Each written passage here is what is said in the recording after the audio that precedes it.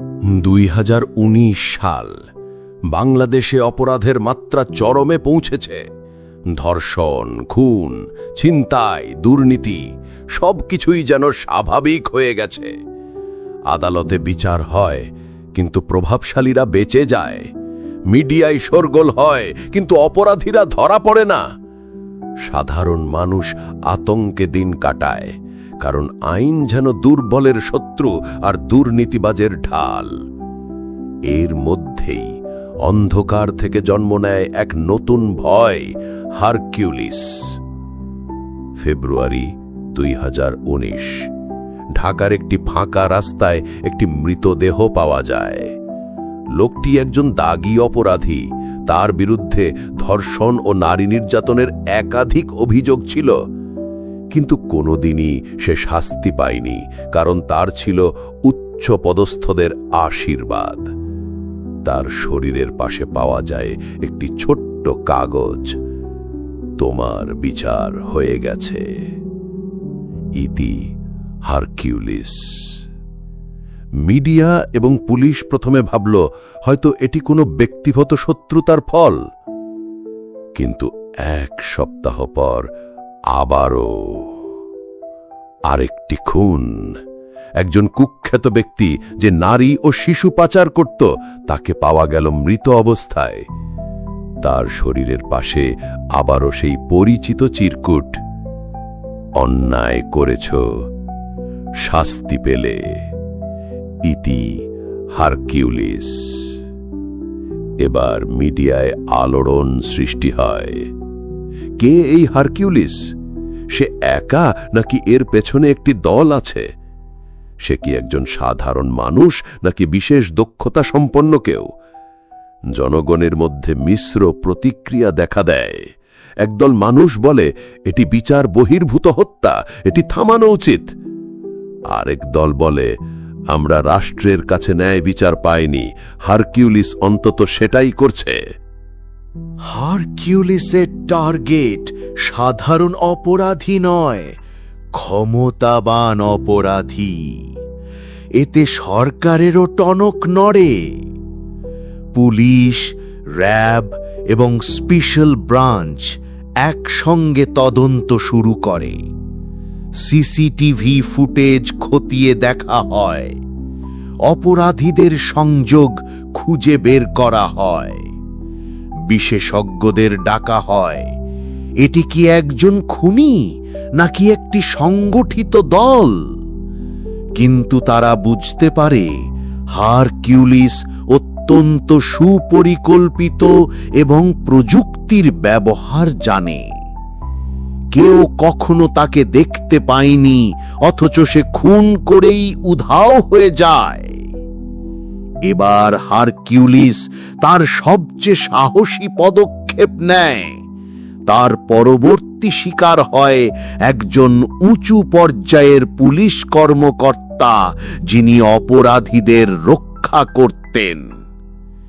এই অফিসার ধর্ষণের মামলার প্রমাণ নষ্ট করতেন, টাকার বিনিময়ে অপরাধীদের ছেড়ে দিতেন।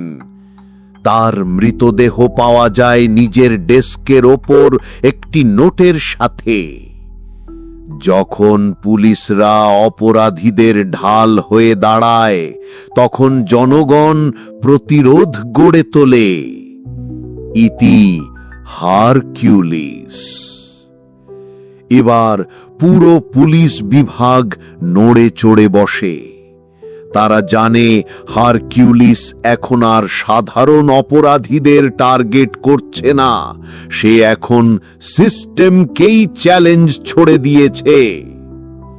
হারকিউলিসকে ধরার জন্য বিশেষ বাহিনী গঠন করা হয়। সরকার ঘোষণা দেয়, এই অজ্ঞাত হত্যাকারীকে ধরতে পারলে মোটা অঙ্কের পুরস্কার দেওয়া হবে। কিন্তু জনসাধারণের একাংশ প্রতিবাদ করে। তারা বলে হারকিউলিস অপরাধীদের মারছে, তাহলে সরকার কেন এত ভয় পাচ্ছে? আইন যদি ঠিকমতো কাজ করত, তাহলে হারকিউলিসের প্রয়োজন হতো না।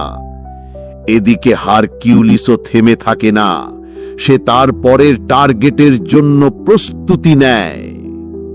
হারকিউলিস এবার আরো বড় টার্গেট সেট করে, একজন রাজনৈতিক নেতা যার বিরুদ্ধে নারী নির্যাতন ও চাঁদাবাজির অসংখ্য অভিযোগ রয়েছে। কিন্তু এবার পুলিশ তার জন্য ওত পেতে থাকে।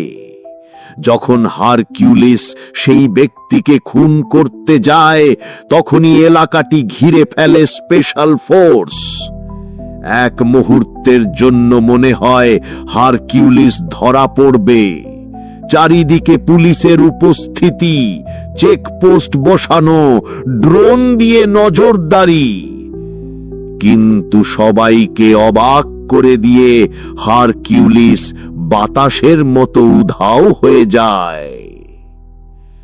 এখন প্রশ্ন হলো, কিভাবে সে পালালো? তার কি কোনো অভ্যন্তরীণ সহকারী আছে, নাকি তার কাছে এমন কোনো প্রযুক্তি বা দক্ষতা আছে যা সাধারণ মানুষ জানে না? সিজন 1-এর সমাপ্তি। হারকিউলিস এখন বাংলাদেশের সবচেয়ে আলোচিত রহস্যময় চরিত্র। জনগণের এক অংশ তাকে নায়ক মনে করছে, আরেক অংশ তাকে ভিলেন বলছে। পুলিশ তাকে ধরতে মরিয়া, কিন্তু কোনো ক্লু পাচ্ছে না। অপরাধীরা আতঙ্কে গা ঢাকা দিচ্ছে, কারণ তারা জানে হারকিউলিস কোথাও আছে। কিন্তু হারকিউলিস কি সত্যি একা? তার পরিকল্পনা কি? 2019 সালের মার্চ মাস।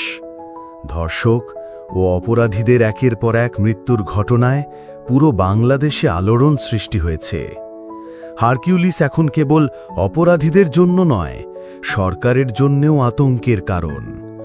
মন্ত্রী থেকে পুলিশ, রাজনৈতিক নেতা থেকে অপরাধ জগতের গডফাদার, সবাই দুশ্চিন্তায় আছে। মিডিয়ায় প্রতিদিন নতুন নতুন তথ্য বের হচ্ছে। হারকিউলিস কে? কেউ বলছে সে একজন বিচ্ছিন্ন ব্যক্তি, কেউ বলছে সে একটি সংগঠিত গোষ্ঠীর সদস্য।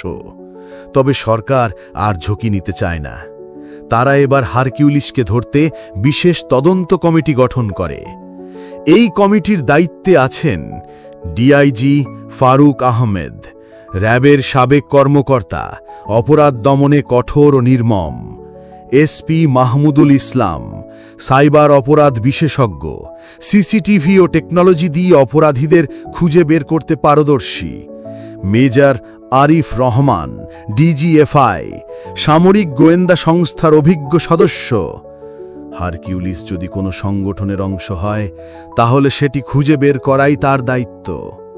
তারা জানে হারকিউলিসকে থামানো না গেলে এই বিচার বহির্ভূত হত্যাকাণ্ড সরকারের জন্য হুমকি হয়ে উঠবে। এদিকে একটি রহস্যময় শক্তিও হারকিউলিসকে থামানোর জন্য প্রস্তুতি নিচ্ছে। অপরাধ জগতে এক অন্ধকার শক্তি আছে, যারা এতদিন আইন, পুলিশ, প্রশাসন সবকিছুকে নিয়ন্ত্রণ করত। হারকিউলিস তাদের ব্যবসায় বড় ধাক্কা দিয়েছে। তারা এখন হারকিউলিসকে যে কোনো মূল্যে খতম করতে চায়। এই অপরাধ চক্রের নেতৃত্বে রয়েছে ডন রফিকুল ইসলাম, মাফিয়া ডন। সরকারের উচ্চ পর্যায়ে তার যোগসূত্র রয়েছে, বহু অপরাধ তার নির্দেশে সংগঠিত হয়। আলিফ চৌধুরী, ড্রাগ কিংপেন, মাদক ব্যবসার অন্যতম নিয়ন্ত্রক। তার অনেক পুলিশ ও রাজনীতিবিদের সঙ্গে যোগাযোগ রয়েছে। কোবরা, ভাড়াটে খুনি। এই ব্যক্তি সম্পর্কে খুব কম তথ্য পাওয়া যায়, তবে জানা যায় সে তার শিকারের ওপর কোনো দয়া দেখায় না। তারা ঘোষণা দেয়, হারকিউলিসকে যে ধরতে পারবে বা হত্যা করতে পারবে তাকে 50 লাখ টাকা পুরস্কার দেওয়া হবে। এবার হারকিউলিস শুধু পুলিশের নয়, অপরাধীদেরও প্রধান টার্গেটে পরিণত হয়। এদিকে হারকিউলিস থেমে নেই।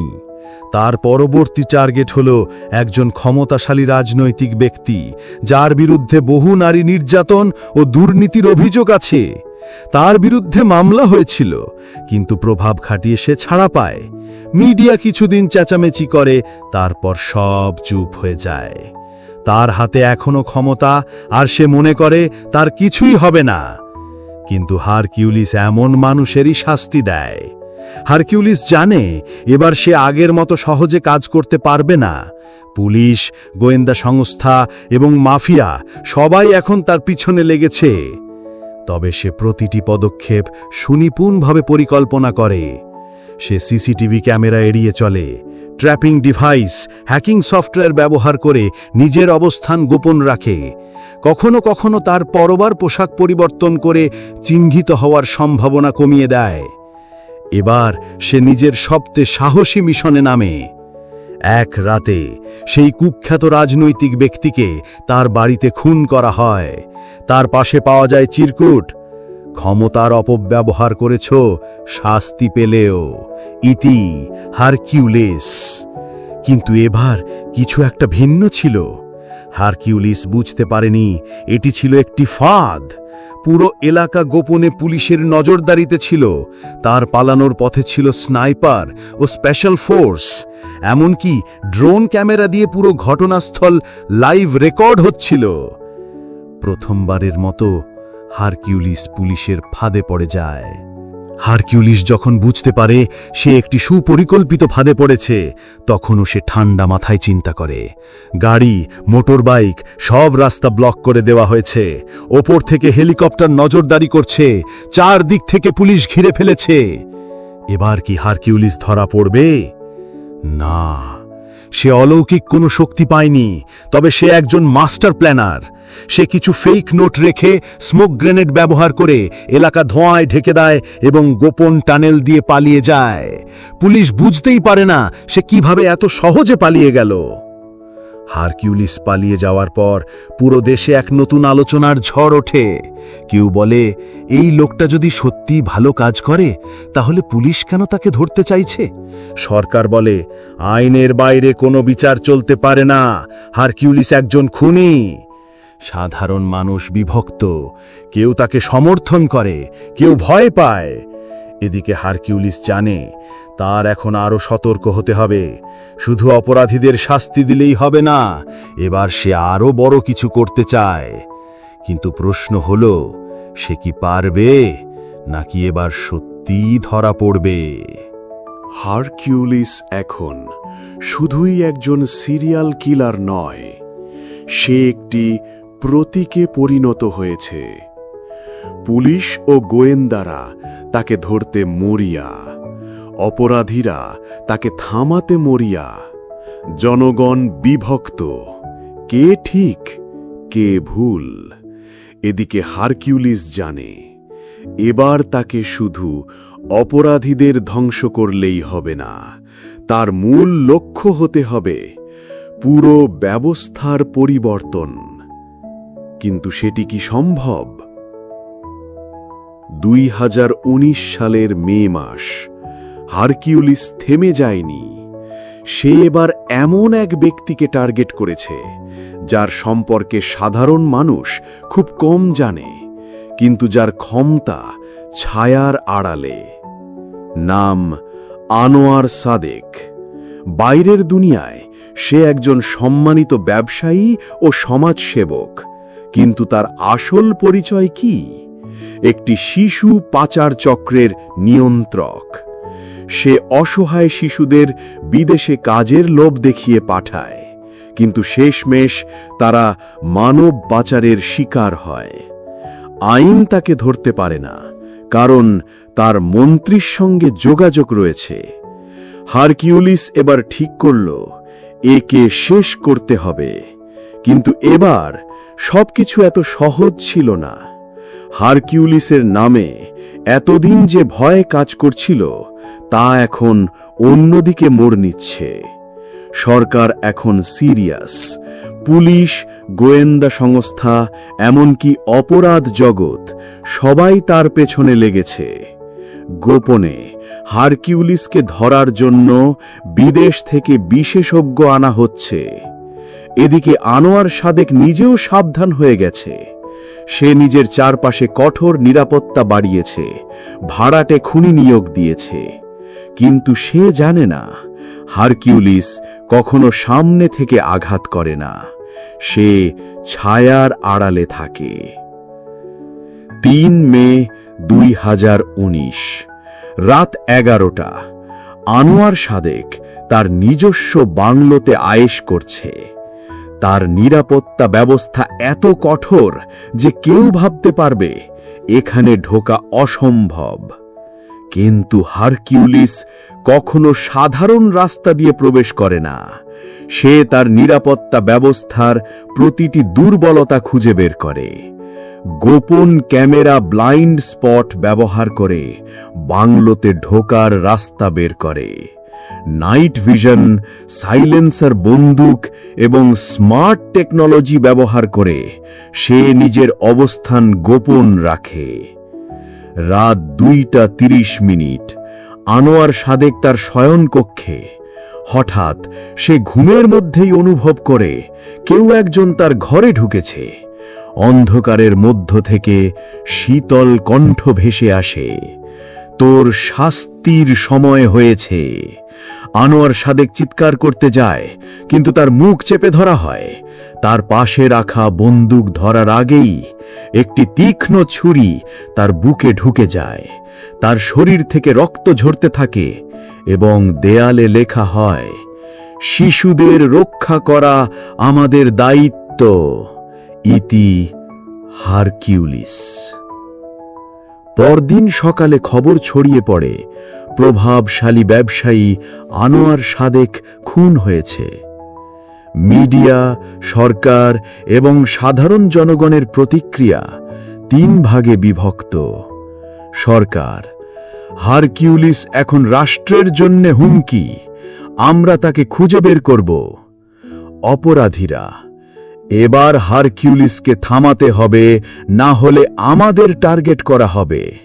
সাধারণ মানুষ, সে যা করছে তা হয়তো বেআইনি, কিন্তু কেউ তো এসব শাস্তি দেওয়ার সাহস দেখাচ্ছে।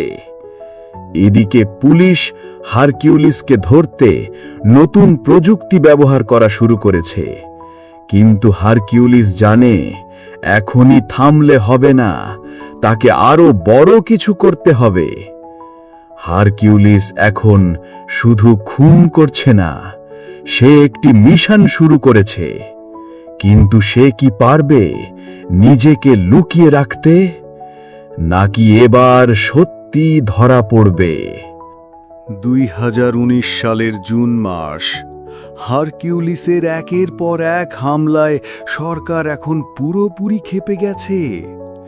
আনোয়ার সাদেকের মৃত্যু সরকারের ক্ষমতাশালী ব্যক্তিদের জন্য ছিল একটি বড় ধাক্কা। তার সঙ্গে জড়িত অনেক প্রভাবশালী ব্যক্তি বুঝতে পারল হারকিউলিস সত্যিই ভয়ঙ্কর এবং অপ্রতিরোধ্য। এখন শুধু পুলিশ নয়, সরকারের সর্বোচ্চ পর্যায় থেকেও হারকিউলিসকে ধ্বংসের নির্দেশ দেওয়া হলো। এখন হারকিউলিস আর শুধু একজন ছায়ার কিলার নয়, সে রাষ্ট্রের সবচেয়ে বড় শত্রু। হারকিউলিসকে ধরতে সরকার একটি গোপন টাস্ক ফোর্স গঠন করে, যার নাম অপারেশন ঘাতক। এই ইউনিটের নেতৃত্বে আছে ব্রিগেডিয়ার ফারহান রৌফ, সাবেক মিলিটারি ইন্টেলিজেন্স অফিসার, যে কোনো টার্গেট ধ্বংস করতে ওস্তাদ। SP Jamil Haider, crime investigation specialist, অপরাধীদের শনাক্ত করার জন্য বিখ্যাত। ভয়াল, একজন রহস্যময় ব্যক্তি যার আসল পরিচয় কেউ জানে না, কিন্তু সে সবচেয়ে ভয়ঙ্কর ঘাতক বলে পরিচিত।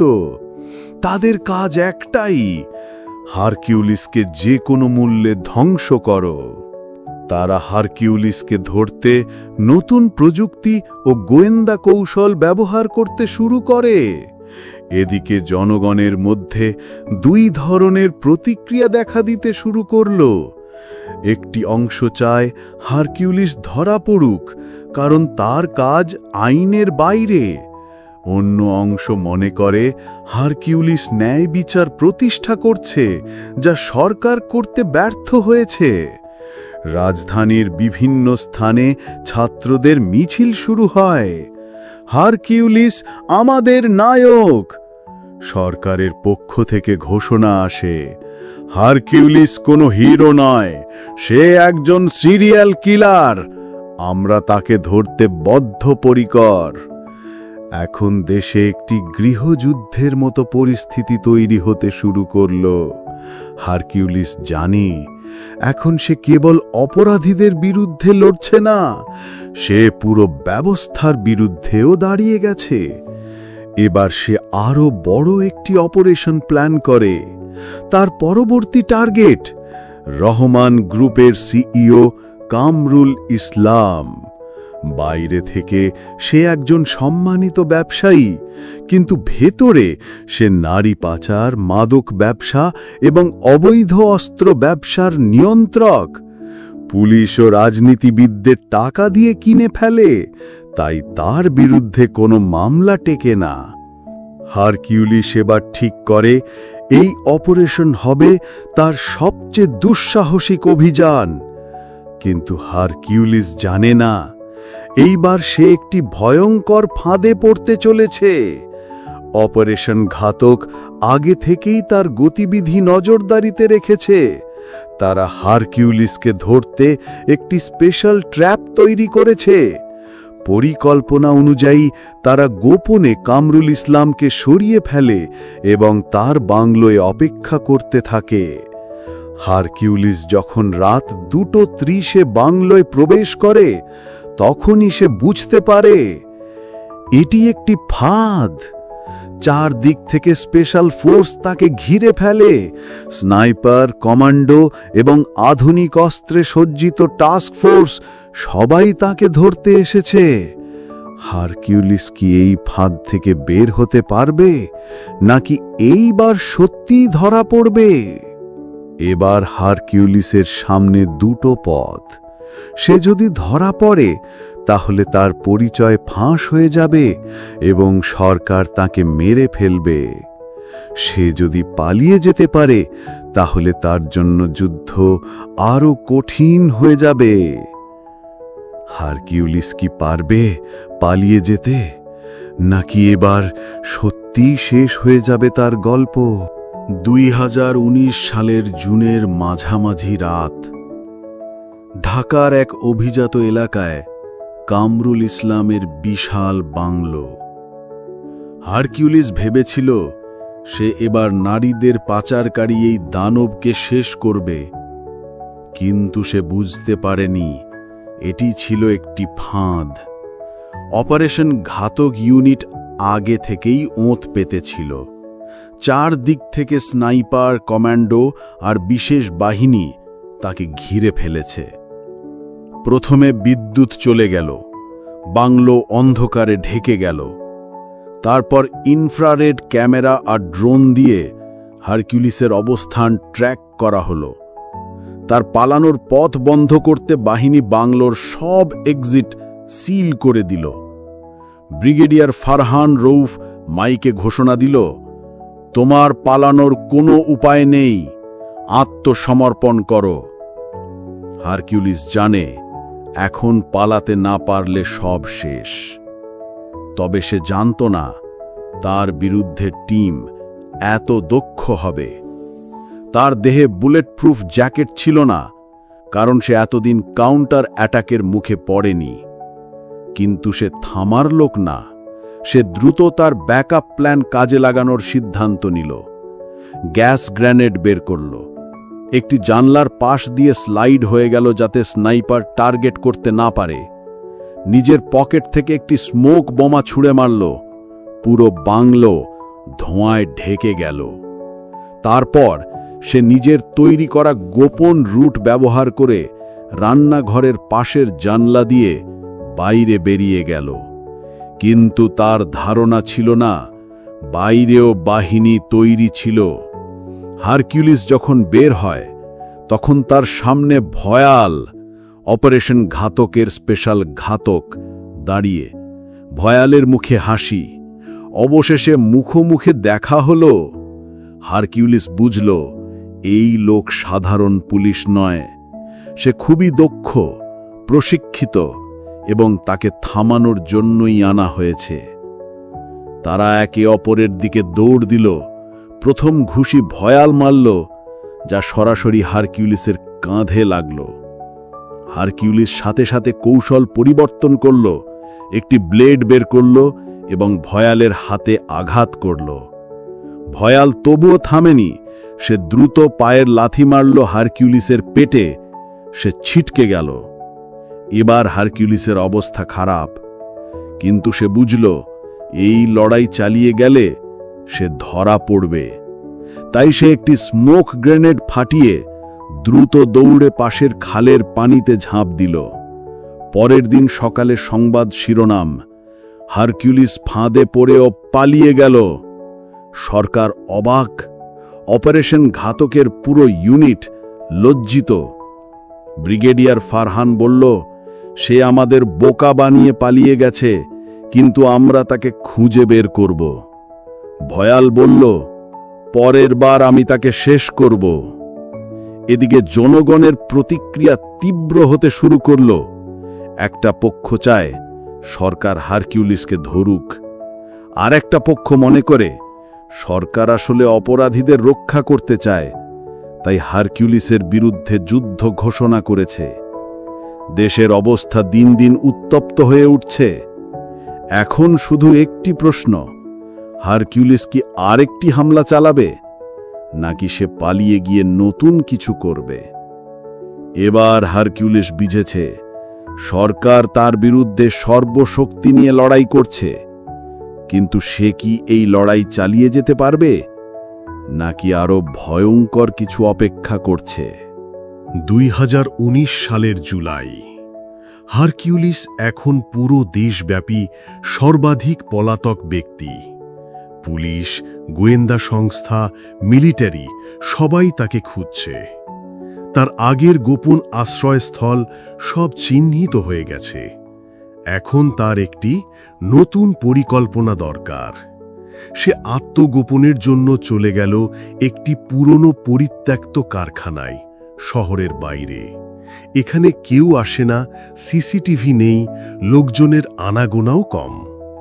কিন্তু প্রশ্ন হচ্ছে, এখন সে কি করবে? এইবার হারকিউলিসের পরিকল্পনা আরও বড়, আরও ভয়ঙ্কর। সে বুঝেছে শুধু অপরাধীদের হত্যা করলেই হবে না, মূল শেকড় উপড়ে ফেলতে হবে। তাই এবার তার লক্ষ্য উচ্চপদস্থ কিছু ব্যক্তি, যারা আইনের চোখে ধরা পড়ে না। নতুন টার্গেট, নাসির উদ্দিন সরকার, বিশিষ্ট ব্যবসায়ী, কিন্তু তার আড়ালে সে একটি বিশাল নারী পাচার সিন্ডিকেট চালায়। ডিআইজি আমির হোসেন, একদা আইন শৃঙ্খলার রক্ষক, কিন্তু সে মাদক ব্যবসায়ীদের রক্ষা করে টাকা নেয়। সাংসদ মুস্তাফিজুর রহমান, রাজনৈতিক নেতা, যার প্রভাব খাটিয়ে ধর্ষকদের রক্ষা করার রেকর্ড রয়েছে। এই তিনজনকে একসাথে শেষ করতে হবে, কিন্তু সেটা কিভাবে সম্ভব? হারকিউলিস তথ্য সংগ্রহ করতে শুরু করল।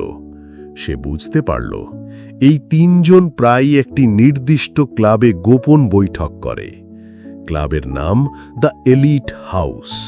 এটি শুধু উচ্চ পর্যায়ের ব্যক্তিদের জন্য বরাদ্দ। এখানে সাধারণ কেউ প্রবেশ করতে পারে না। তাহলে হারকিউলিস কিভাবে ঢুকবে? তখনই সে একটি পরিকল্পনা তৈরি করল, যা তার সবচাইতে সাহসী স্টান্ট হতে যাচ্ছে। সেদিন রাত 2টা। দ্য এলিট হাউসের সিকিউরিটি কঠোর, কিন্তু হারকিউলিস জানে কোথায় আক্রমণ করতে হবে। প্রথমে সে ক্লাবের ইলেকট্রিসিটি বন্ধ করল, যাতে সিসিটিভি কাজ না করে। তারপর সে একটি কালো মাস্ক পরে ভিতরে ঢুকে পড়ল ওয়েটারের ছদ্মবেশে। ক্লাবের ভিতরে নাসিরুদ্দিন, ডিআইজি আমির আর সাংসদ মোস্তাফিজুর একসাথে বসে একটি বড় ডিলের পরিকল্পনা করছিল। তারা জানত না মৃত্যু তাদের জন্য অপেক্ষা করছে। এরপর যা ঘটল তা ছিল এক ভয়ঙ্কর দৃশ্য। হারকিউলিস ধীর পায়ে তাদের টেবিলের কাছে গেল। তার হাতে ছিল একটি সুপারসোনিক সাইলেন্সার পিস্তল, যা শব্দহীন হত্যা নিশ্চিত করে। তারপর 3টি নিখুঁত শট। 3জনই ঘটনাস্থলে লাশ। কেউ কিছু বুঝতে ওঠার আগেই হারকিউলিস গোপন টানেল দিয়ে ক্লাব থেকে বেরিয়ে গেল। পরের দিন সকালে পুরো দেশ কেঁপে উঠল। খবরের শিরোনাম, এক রাতেই নিহত 3 ক্ষমতাশালী ব্যক্তি। আবারও হারকিউলিসের থাবা। এবার সরকার চরম ক্ষিপ্ত। ব্রিগেডিয়ার ফারহান বলল, এবার শেষ খেলা শুরু হলো, আমরা তাকে ধ্বংস করব। কিন্তু হারকিউলিস এবার একটি বার্তা রেখে গেল, যা সবার শির দাঁড়া ঠান্ডা করে দিল। টেবিলের ওপর একটি চিরকুট, আমাকে খুঁজো না, আমি যখন প্রয়োজন তখনই ফিরে আসব, হারকিউলিস। এবার লড়াই আরো কঠিন হয়ে গেল। সরকার বনাম হারকিউলিস, এই যুদ্ধ আরেক ধাপে পৌঁছে গেল। জুলাইয়ের শেষ দিক, হারকিউলিসের সাম্প্রতিক হত্যাকাণ্ড, 3 জন ক্ষমতাশালী ব্যক্তির মৃত্যু সরকারকে একেবারে নড়বড়ে করে দিয়েছে। এবার সরকার সিদ্ধান্ত নিল হারকিউলিসকে মাটির সঙ্গে মিশিয়ে দিতে হবে। ব্রিগেডিয়ার ফারহান রাউফ জানালো, এবার কোনো দয়া নেই, আমরা যে কোনো মূল্যে হারকিউলিসকে ধরব। ভয়াল, অপারেশন ঘাটকের বিশেষ এজেন্ট, বলল, সে আমাদের গুলি খেয়েও বেঁচে যায়, এবার তার পালানোর পথ বন্ধ করব। তাই সরকার অপারেশন ব্ল্যাক হান্ট নামে একটি বিশেষ মিশন চালু করল, যেখানে দেশের সেরা 10 জন কমান্ডো, 20 জন শার্প শুটার ও ড্রোন টেকনোলজি ব্যবহার করা হবে। হারকিউলিস বুঝতে পারছিল সরকার এবার আসলেই তাকে ধ্বংস করতে চায়। সে দেখল তার পুরনো সেফ হাউসগুলো ধ্বংস করে ফেলা হয়েছে। শহরের সর্বত্র ড্রোনের মাধ্যমে তার গতিবিধি পর্যবেক্ষণ করা হচ্ছে। তার পরিচয় খুঁজে বের করতে ফেসিয়াল রেকগনিশন টেকনোলজি ব্যবহার করা হচ্ছে। তাহলে এখন কি করবে? এখন তার সামনে একমাত্র উপায়, আরো বড় আঘাত। এইবার হারকিউলিস ঠিক করল, সরকারের যেসব গোপন দালাল অপরাধীদের রক্ষা করে তাদের এক একে শেষ করবে।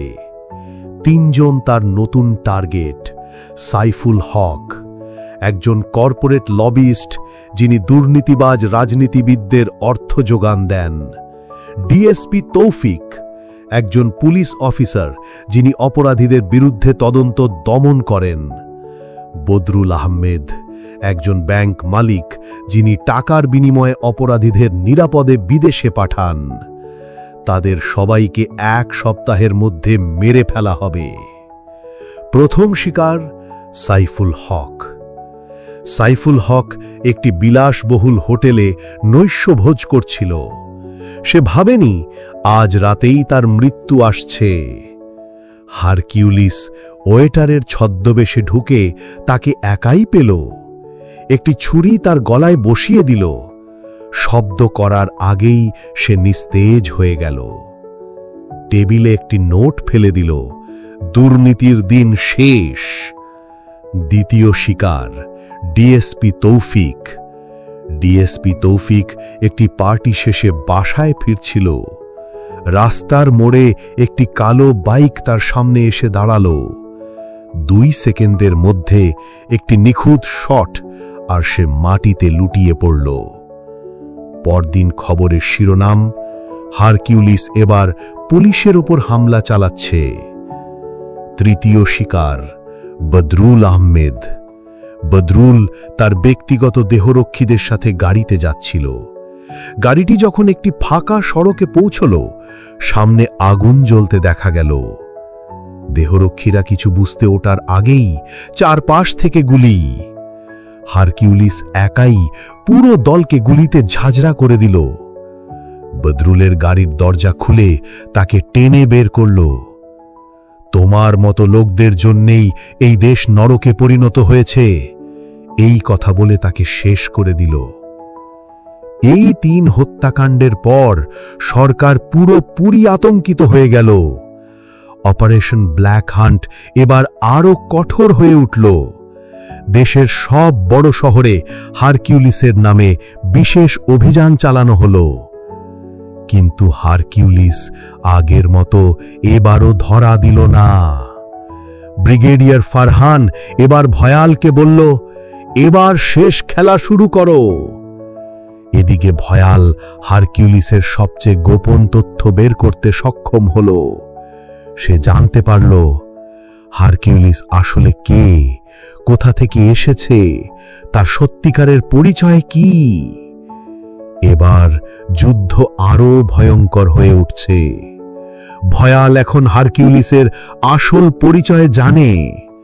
তাহলে কি শেষ পর্যন্ত হারকিউলিস ধরা পড়বে, নাকি সে আরো ভয়ঙ্কর কিছু করবে? 2019 সালের আগস্ট সরকারের বিশেষ task force operation black hunt ব্যর্থ হওয়ার পর গোয়েন্দা সংস্থার প্রধান ব্রিগেডিয়ার ফারহান রউফ শেষ অস্ত্র ব্যবহার করল।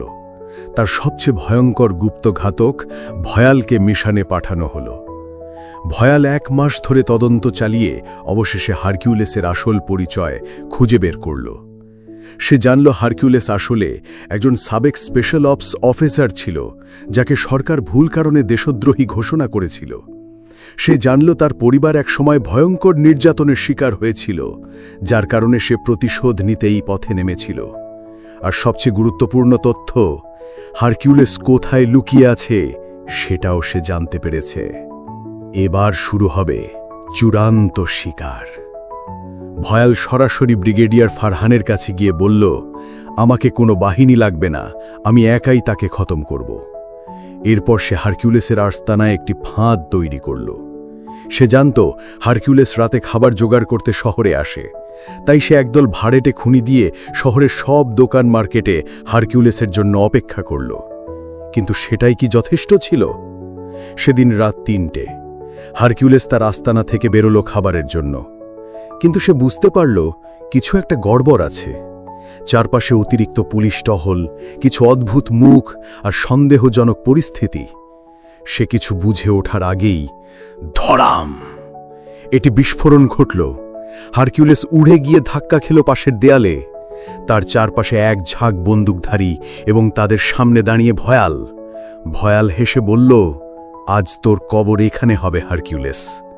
হারকিউলিস জানত পালানোর কোনো উপায় নেই, তাই সে একটাই সিদ্ধান্ত নিল, লড়াই করা। সে প্রথমেই বন্দুকধারীদের কয়েকজনকে দ্রুত খতম করল, তারপর ভয়ালের দিকে ঝাঁপিয়ে পড়ল। কিন্তু ভয়াল তার থেকেও ভয়ঙ্কর। সে সুপার ট্রেন্ড কিলার, একেবারে হারকিউলিসের মতোই দক্ষ। দুজনের মধ্যে হাতাহাতি শুরু হলো। ঘুষি, লাথি, ছুরি, বন্দুক, কেউ কাউকে ছাড়ছিল না। এক সময় ভয়াল হারকিউলিসকে গলায় ছুরি বসিয়ে দিল। রক্ত ঝরতে লাগল। হারকিউলিস মাটিতে পড়ে গেল। ভয়াল মনে করল সব শেষ। সে ব্রিগেডিয়ার ফারহানকে ফোন দিয়ে বলল, মিশন কমপ্লিট, হারকিউলিস মৃত।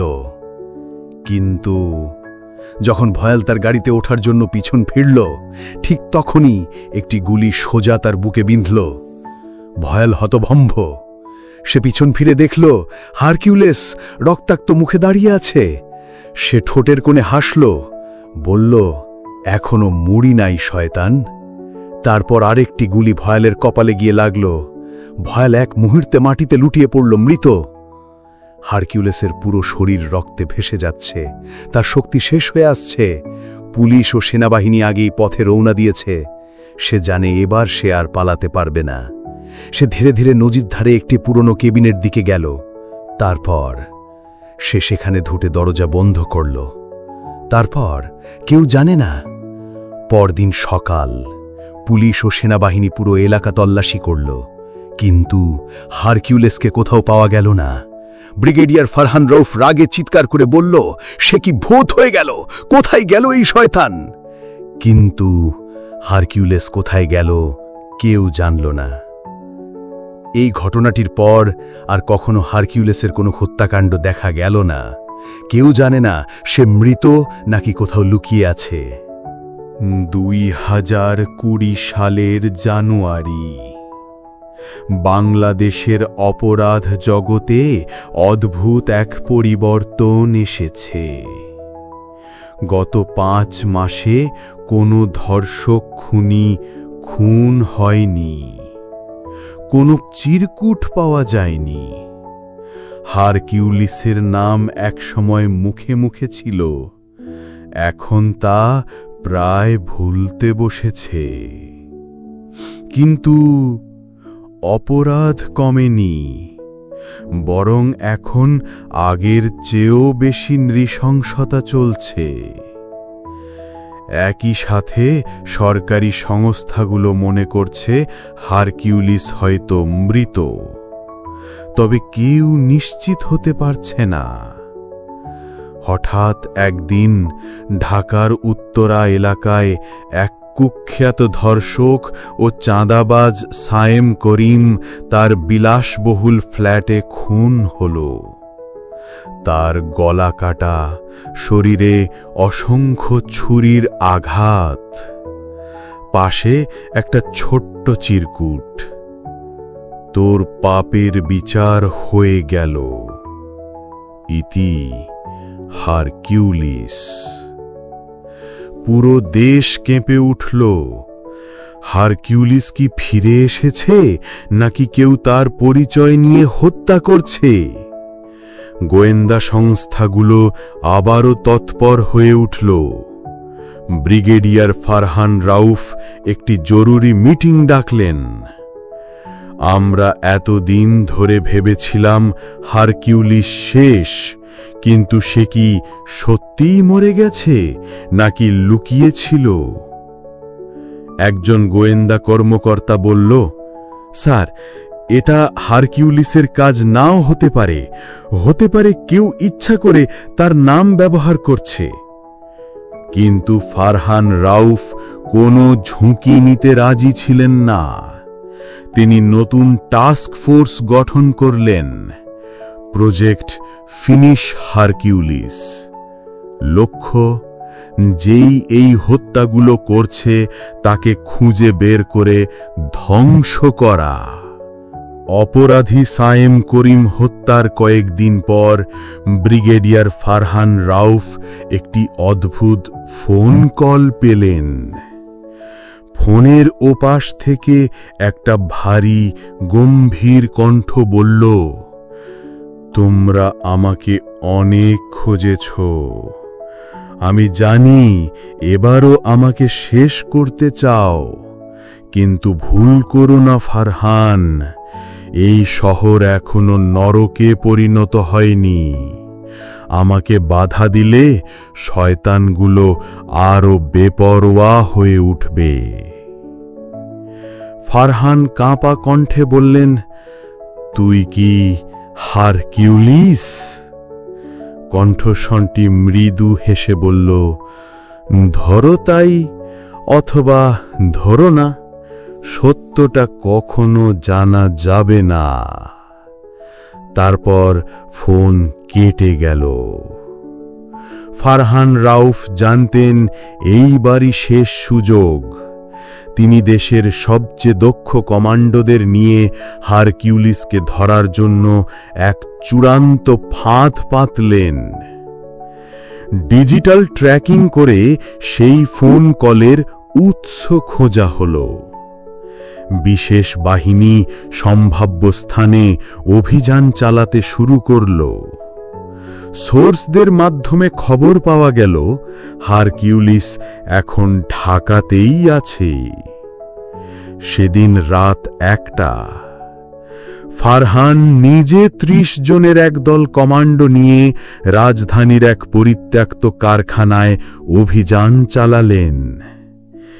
এইবার তোকে পালাতে দেব না। অভিযান শুরু হতেই বিশাল বিস্ফোরণ হলো। ধোঁয়ার ভেতর থেকে একজন ছায়ামূর্তি বের হয়ে গেল।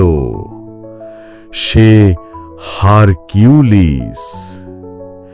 কমান্ডোরা বন্দুক তাক করল, কিন্তু সেই মুহূর্তেই অদৃশ্য হয়ে গেল। ফারহান চিৎকার করলেন, ও কোথায় গেল? কিন্তু তখনই তার হাতে একটা ছোট্ট চিরকুট এসে পড়ল। খেলাটা এখানেই শেষ নয় ফারহান। ইতি হারকিউলিস। তারপর হারকিউলিস সত্যিই উধাও হয়ে গেল। কেউ আর কখনো তাকে দেখেনি, কেউ জানে না সে বেঁচে আছে কিনা, কিন্তু সবাই জানত সে আবার ফিরবে যখন সমাজ তার প্রয়োজন বোধ করবে। 5 বছর পর এক অন্ধকার সময়, নভেম্বর 2025। বাংলাদেশের মানুষ একসময় ভেবেছিল হারকিউলিস তাদের রক্ষা করবে, কিন্তু সে হঠাৎ উধাও রয়ে গেল। এবং তারপর যা ঘটল তা ছিল এক বিভীষিকাময় অধ্যায়। ধর্ষণ, খুন, ছিনতাই, দুর্নীতি আগের চেয়ে 10 গুণ বেড়ে গেছে। আইন শৃঙ্খলা রক্ষাকারী বাহিনী দুর্নীতিতে ডুবে গেছে। অপরাধীরা রাজনীতির ছত্রছায়ায় অপ্রতিরোধ্য হয়ে উঠেছে। মানুষ রাস্তায় বেরোতেও ভয় পায়। চারিদিকে হতাশা, ক্ষোভ, আতঙ্ক। এক সময় সাধারণ মানুষের একটা অংশ হারকিউলিসকে ফিরে পেতে চাইল। তারা সোশ্যাল মিডিয়ায় লিখতে শুরু করলো, হারকিউলিস তুমি কোথায়, ফিরে এসো। কিন্তু কেউ জানতো না হারকিউলিস কি আদৌ বেঁচে আছে। একদিন নভেম্বরের মাঝামাঝি সময় ঢাকা শহরের সবচেয়ে কুখ্যাত অপরাধী জসিম খান তার বাড়িতে খুন হলো। কিন্তু এই হত্যাকাণ্ড ছিল একেবারেই আলাদা। তার শরীরে কোনো আঘাতের চিহ্ন নেই, কিন্তু সে মৃত। সিসিটিভিতে দেখা গেল একজন কালো পোশাকধারী লোক হঠাৎই হাজির হলো এবং 1 সেকেন্ডে উধাও হয়ে গেল। সবচেয়ে ভয়ঙ্কর ব্যাপার ছিল তার পাশে পাওয়া একটি চিরকুট। আমি হারকিউলিস নই, তবে তার থেকেও ভয়ঙ্কর, ইতি শূন্য। কে এই শূন্য? মিডিয়া একদম উত্তাল হয়ে উঠল। পুলিশের টাস্ক ফোর্স আতঙ্কিত হয়ে গেল। সাধারণ মানুষ প্রশ্ন করতে লাগলো, হারকিউলিস যদি না হয় তবে এই শূন্য কে? কিন্তু যারা এই হত্যার দৃশ্য দেখেছে তারা বলছে এই লোকটা মানুষের মতো না। সে উধাও হয়ে যেতে পারে, গুলিও তার গায়ে লাগে না। শূন্যের পর আরো কয়েকটি হত্যাকাণ্ড ঘটালো। এক দুর্নীতিবাজ পুলিশ অফিসার খুন হলো। এক শীর্ষ মাদক ব্যবসায়ী অদ্ভুতভাবে মারা গেল। এক কুখ্যাত ধর্ষকের মৃতদেহ পাওয়া গেল তার নিজের ফ্ল্যাটে। প্রত্যেক হত্যার পাশেই ছিল সেই এক কথা, আমি হারকিউলিস নই, তবে তার থেকেও ভয়ঙ্কর, ইতি শূন্য। ব্রিগেডিয়ার ফারহান রাউফ অবসর নিয়ে ফেলেছিলেন, কিন্তু শূন্যর হত্যাগুলো দেখে তিনি আবার ফিরে এলেন। তিনি বললেন, এই লোক হারকিউলিসের চেয়েও বেশি বিপজ্জনক। যদি এখনই তাকে থামানো না যায় তবে পুরো সিস্টেম ধ্বংস হয়ে যাবে। স্বরাষ্ট্র মন্ত্রণালয়ে জরুরি বৈঠক ডাকা হলো। প্রধানমন্ত্রী সরাসরি নির্দেশ দিলেন, এই শূন্যকে খুঁজে বের করো, দরকার হলে মিলিটারি নামাও। সরকার দেশের সেরা বাহিনী RAB, SWAT এবং মিলিটারি পাঠালো শূন্যকে ধরতে। একটি ফাঁদ পাতা হলো, শূন্যর সর্বশেষ অবস্থান ট্র্যাক করা হলো, পুরো ঢাকা শহর অবরুদ্ধ করা হলো। এক রাতে পুলিশ এবং মিলিটারি একসাথে তাকে ধরতে গেল। তারা একটা পরিত্যক্ত কারখানায় ঢুকলো, কিন্তু শূন্য সেখানে ছিল না। কিন্তু ঠিক তখনই পুলিশের গাড়িগুলোতে একসাথে বিস্ফোরণ হলো। সেনাবাহিনীর একটি টিম দেখল একটি কালো ছায়া তাদের দিকে আসছে। একজন পুলিশ অফিসার চিৎকার করে বলল, গুলি চালাও! তারা 1000 রাউন্ড গুলি ছুড়ল, কিন্তু শূন্যর গায়ে কোনো গুলি লাগলো না। সে 1 সেকেন্ডে উধাও হয়ে গেল। তারপর সবাই শুনতে পেল একটা কণ্ঠস্বর, তোমরা আমাকে থামাতে পারবে না। আমি যখন চাই তখন আসব, আমি যখন চাই তখন চলে যাব, আমি যা চাই তা করব। তারপর পুরো এলাকা ধোঁয়ায় ঢেকে গেল। আর যখন ধোঁয়া পরিষ্কার হলো, শূন্য আর সেখানে ছিল না। এই ঘটনার পর পুরো বাংলাদেশ কেঁপে উঠল। অপরাধীরা এখন ভয়ে গা ঢাকা দিতে শুরু করলো। রাজনীতিবিদ, দুর্নীতিবাজ ব্যবসায়ী, অপরাধী চক্র সবাই শূন্যর নাম শুনলে কাঁপতে লাগলো।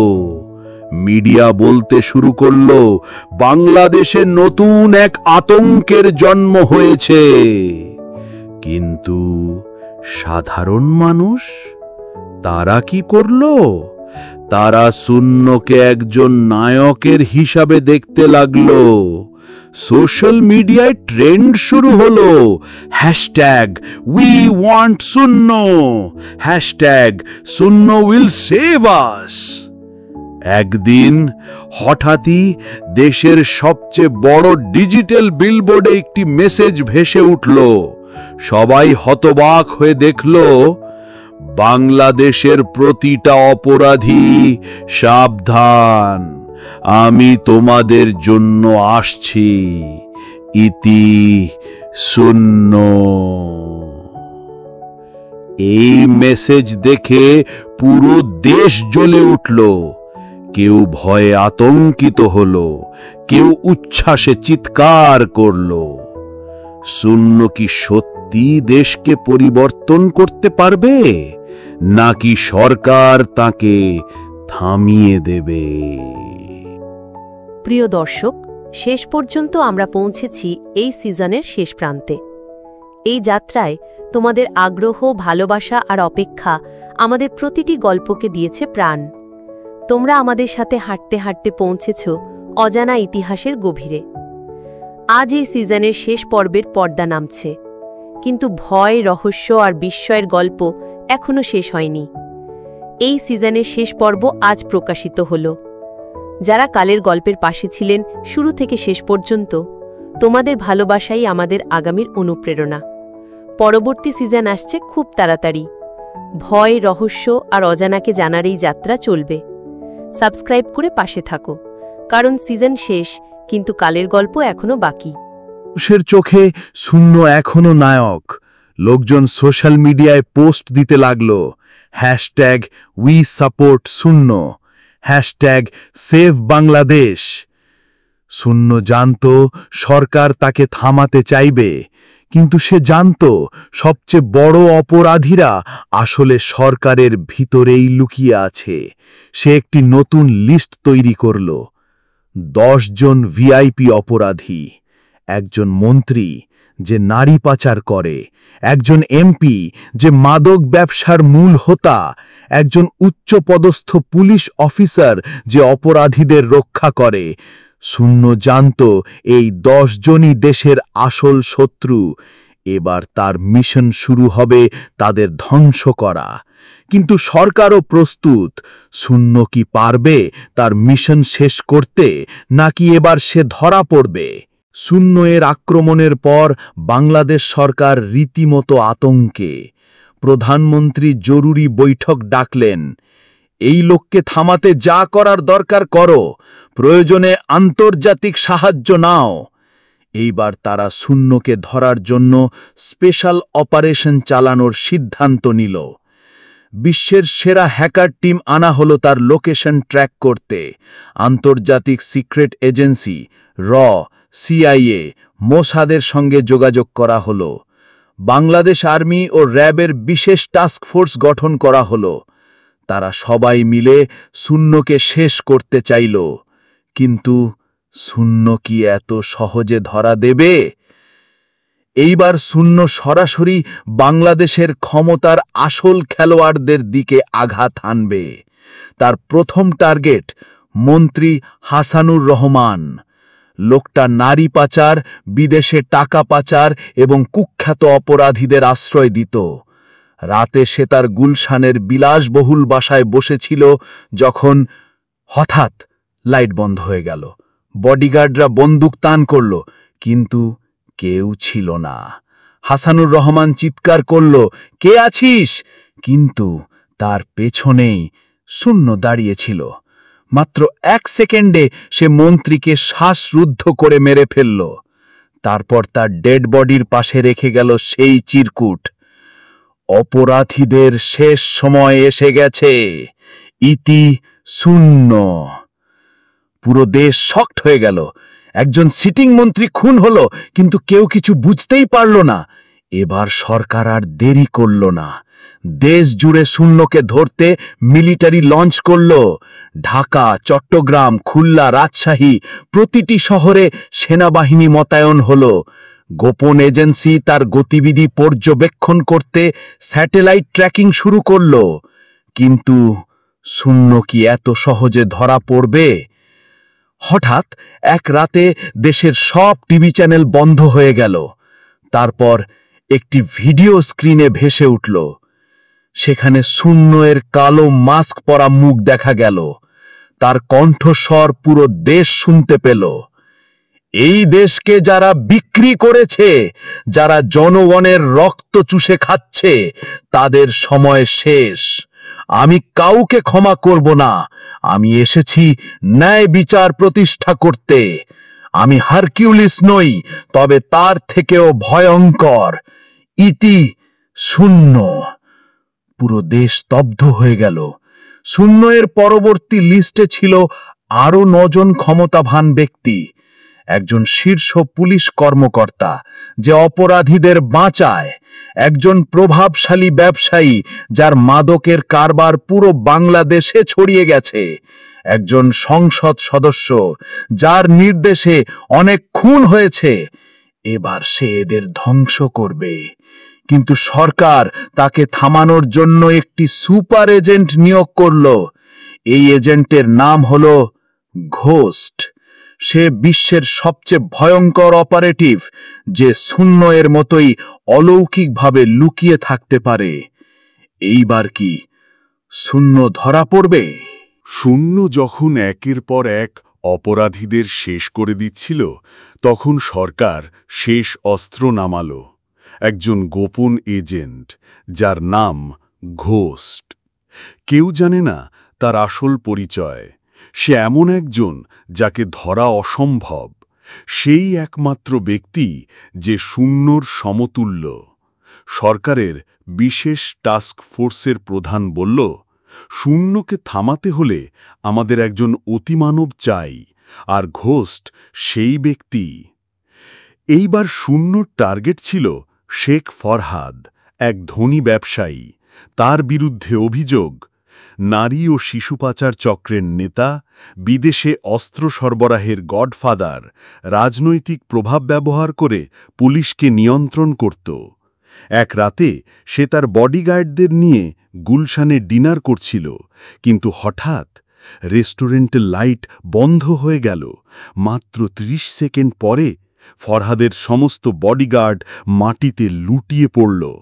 ফরহাদের গলায় ছুরি বসানো, তার পাশে সেই পরিচিত চিরকুট, তোমার সময় শেষ, ইতি শূন্য। সকালবেলা নিউজে ছড়িয়ে পড়ল, দেশের অন্যতম প্রভাবশালী ব্যবসায়ী খুন, পিছনে কি শূন্য? পুরো দেশ আতঙ্কে। এইবার ঘোস্ট এক ধূর্ত পরিকল্পনা করল। সে জানত শূন্য শুধু অপরাধীদের টার্গেট করে, তাই সে একজন ভুয়া দুর্নীতিবাজ ব্যবসায়ী তৈরি করল। এই লোকের নাম তানভীর ইকবাল। তার নামে মিথ্যা প্রমাণ তৈরি হল। সে সংবাদ মাধ্যমে প্রচার করল যে সে একজন অপরাধী। আশা করা হচ্ছিল শূন্য এসে তাকে মারতে আসবে। সারা শহর জুড়ে সেনাবাহিনী, র্যাব, ডিবি ও মিলিটারি মোতায়েন করা হল। এইবার কি শূন্য ধরা পড়বে? রাত ২টো। তানভীর ইকবাল তার বাসায় একা বসেছিল। হঠাৎ একটা কালো ছায়া সিকিউরিটি ক্যামেরায় ধরা পড়ল। শূন্য চলে এসেছে, কিন্তু ঠিক যখন সে তানভীরের ঘরে ঢুকল, একটি বিস্ফোরণ। পুরো ঘর আলোতে ভরে গেল। শূন্য ফেঁসে গেল। তার চারদিকে মিলিটারি কমান্ডো, র্যাব, ড্রোন সবকিছু ঘিরে ফেলল। তার সামনে এসে দাঁড়ালো এক ব্যক্তি, ঘোস্ট। সে বলল, তুমি নিজেকে অপরাজেয় ভাবছ? তুমি একা, কিন্তু আমি সরকারের সমস্ত শক্তি নিয়ে এসেছি। শূন্য মৃদু হেসে বলল, সরকারের শক্তি আমার কোনো কাজে আসে না, কারণ আমি যেখানে চাই সেখানে থাকতে পারি, আর যেখান থেকে চাই সেখান থেকে অদৃশ্য হয়ে যেতে পারি। ঠিক তখনই এক মুহূর্তে শূন্য অদৃশ্য হয়ে গেল। কমান্ডোরা গুলি চালালো, কিন্তু কোথাও কাউকে পাওয়া গেল না। ঘোস্ট প্রথমবার ভয় পেল। সে বুঝল শূন্য শুধু একজন খুনি নয়, সে এক রহস্যময় শক্তি। পরের দিন ঘোস্ট যখন তার হেডকোয়ার্টারে রিপোর্ট লিখছিল, তখন তার কম্পিউটারের স্ক্রিন হঠাৎ ব্ল্যাঙ্ক হয়ে গেল। তারপর সেখানে ভেসে উঠল এক লাইন লেখা, তুমি আমাকে ধরতে চাও? তবে তৈরি হও, এবার আমি আসছি তোমার জন্য। ইতি শূন্য। ঘোস্ট আতঙ্কিত হয়ে উঠল। এইবার কি শূন্য সত্যি ঘোস্টকে শেষ করবে, নাকি এটাই হবে তার সবচেয়ে বড় যুদ্ধ? শূন্য জানে ঘোস্ট এখন তার সবচেয়ে বড় বাধা। এইবার সে ঘোস্টকে শায়েস্তা করার জন্য নতুন পরিকল্পনা নিল। সে জানে সরকার, মিলিটারি সবকিছুই এখন তার পেছনে, কিন্তু সে ভয় পায় না, কারণ সে শুধু মানুষ নয়, সে এক রহস্যময় শক্তি। শূন্যর হ্যাকিং স্কিল এতটাই শক্তিশালী যে সে মাত্র ২৪ ঘন্টার মধ্যে ঘোস্টের সব গোপন তথ্য বের করে ফেলল। সে জানল ঘোস্টের আসল নাম রফিকুল হোসেন। সে একসময় বাংলাদেশ আর্মির ব্ল্যাক অপস ইউনিটের সদস্য ছিল, কিন্তু একটা মিশনে ব্যর্থ হবার পর তাকে গোপনে মেরে ফেলার নির্দেশ দেওয়া হয়েছিল। কিন্তু সে পালিয়ে যায় এবং সরকার তার অস্তিত্ব মুছে ফেলে। পরে সরকার তাকে শূন্যকে ধরার জন্য আবার ব্যবহার করে। শূন্য এবার ঘোস্টের ব্যক্তিগত দুর্বলতা খুঁজে পেল। ঘোস্ট যখন গভীর রাতে তার গোপন বেজে বিশ্রাম নিচ্ছিল, তখন হঠাৎ তার রুমের লাইট ফ্লিকার করতে লাগল। তার টেবিলে রাখা ল্যাপটপের স্ক্রিনে কিছু লেখা ভেসে উঠল, তোমার আসল পরিচয় আমি জানি, তুমি নিজেও সরকারের শিকার, কিন্তু তুমি আমাকে থামাতে চাইছ, তবে এবার তুমি পালানোর সুযোগ পাবে না। ইতি শূন্য। ঘোস্ট দ্রুত বন্দুক তুলে নিল, কিন্তু তখনই একটা বিশাল বিস্ফোরণ। পুরো বেজ আগুনে জ্বলে উঠল। এইবার শূন্য ঢাকাকে রণক্ষেত্র বানিয়ে দিল। অপরাধী সিন্ডিকেটের বড় বড় নেতারা একের পর এক গায়েব হয়ে গেল। বিখ্যাত দুর্নীতিবাজ রাজনৈতিক নেতাদের একের পর এক খুন করা হলো। কেউ বুঝতেই পারল না শূন্য কোথা থেকে এসে কোথায় চলে যাচ্ছে। এইবার সরকার পুরোপুরি আতঙ্কিত। প্রধানমন্ত্রী নিজে বললেন, শূন্যকে থামানোর জন্য যা যা করা দরকার পড়ো, প্রয়োজনে দেশের বাইরে থেকে স্পেশাল ফোর্স নিয়ে আসো। বিস্ফোরণ থেকে অল্পের জন্য বেঁচে যায় ঘোস্ট। সে এবার শূন্যকে শেষ করতে প্রতিশোধের আগুনে জ্বলছে। এইবার ঘোস্ট শূন্যকে ফাঁদে ফেলতে চাইল। সে জানে শূন্য দুর্নীতিবাজ পুলিশ অফিসারদেরও শাস্তি দিচ্ছে, তাই সে ভুয়া তথ্য ছড়ালো। এক ভয়ঙ্কর পুলিশ অফিসার গোপনে একটি আস্তানায় লুকিয়ে আছে। শূন্য ঠিকই সেই লোকটিকে খুঁজতে গেল, কিন্তু এটা ছিল একটা ভয়ঙ্কর ফাঁদ। পুরো এলাকাটি মাইন দিয়ে ঘেরা ছিল। যেই মুহূর্তে শূন্য সেখানে প্রবেশ করল, এক বিশাল বিস্ফোরণ। পুরো এলাকা ধ্বংস হয়ে গেল। সরকার ঘোষণা দিল, শূন্য মারা গেছে, বাংলাদেশ আবার শান্তিতে ফিরে আসবে। নিউজ চ্যানেল, সোশ্যাল মিডিয়া সব জায়গায় এই খবর ছড়িয়ে পড়ল। জনগণ অর্ধেক খুশি, অর্ধেক শকড। কিন্তু ঠিক 24 ঘন্টা পর একটা নতুন চিরকুট পাওয়া গেল। তোমরা ভেবেছ আমি মরে গেছি? তবে জেনে রাখো, আমি অন্ধকারের ছায়া। আমি যেখানে চাই সেখানে থাকতে পারি, আর যেখানে চাই সেখান থেকে অদৃশ্য হয়ে যেতে পারি। এখনো খেলা শেষ হয়নি। ইতি শূন্য। সরকার ঘোষণা দিয়েছিল, শূন্য মারা গেছে, দেশ আবার শান্ত হবে। কিন্তু এই ঘোষণার 48 ঘণ্টা পর ঢাকার এক ব্যস্ত রাস্তার বিলবোর্ডে হঠাৎই দেখা গেল, খেলা এখনো শেষ হয়নি, আমি ফিরে এসেছি। ইতি শূন্য। বিলবোর্ডটি হ্যাক করা হয়েছিল। পুলিশ চিরুনি অভিযান শুরু করল, কিন্তু শূন্যর কোনো চিহ্ন নেই। তিনি কি সত্যিই বেঁচে আছেন, নাকি এটা কারো ধোঁকা? ঘোস্ট যখন তার অফিসে বসে শূন্যর মৃত্যুই ফাইল ক্লোজ করতে যাচ্ছিল, তখন তার ডেস্কের ঠিক ওপরেই একটা চিরকুট পাওয়া গেল। তুমি কি সত্যিই ভেবেছ আমি এত সহজে শেষ হয়ে যাব? এইবার খেলা তোমার সাথে, প্রস্তুত হও। ইতি শূন্য। ঘোস্ট আতঙ্কিত। সে দ্রুত সিসিটিভি ফুটেজ চেক করল, কিন্তু কেউ অফিসে ঢুকেনি। তাহলে এই চিরকুট এলো কোথা থেকে? এইবার শূন্য শুধু হত্যা করছে না, সে আতঙ্ক তৈরি করছে। এইবার শূন্যর টার্গেট বাংলাদেশের সবচেয়ে বড় মাফিয়া ডন রাশেদ আলম। রাশেদ আলম বিদেশে মানুষ পাচার করে। সে ড্রাগ ব্যবসার গডফাদার। তার সাথে মন্ত্রী আমলাদের সম্পর্ক আছে। কিন্তু এক রাতে সে তার অভিজাত বাড়িতে বন্ধুদের সাথে পার্টি করছিল। ঠিক তখনই সার্কিট ব্রেকারের বিস্ফোরণ। ঘর অন্ধকার হয়ে গেল। মাত্র 30 সেকেন্ডের মধ্যে রাশেদ আলমের দেহ মেঝেতে লুটিয়ে পড়ল।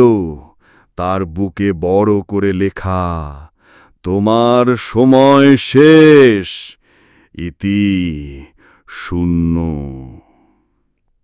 পুরো দেশ আবার আতঙ্কে। কেউ জানে না শূন্য কিভাবে বেঁচে ফিরল। ঘোস্ট এবার শূন্যকে শেষ করতে বাংলাদেশে স্পেশাল অপারেশন চালালো। সে জানে শূন্য টেকনোলজির সাহায্যে কাজ করে, তাই দেশের সমস্ত সিকিউরিটি ক্যামেরা ও ইন্টারনেট সার্ভেলেন্স শূন্যকে খুঁজতে শুরু করল। একদিন গভীর রাতে এক পরিত্যক্ত কারখানার কাছে শূন্যর সিগন্যাল পাওয়া গেল।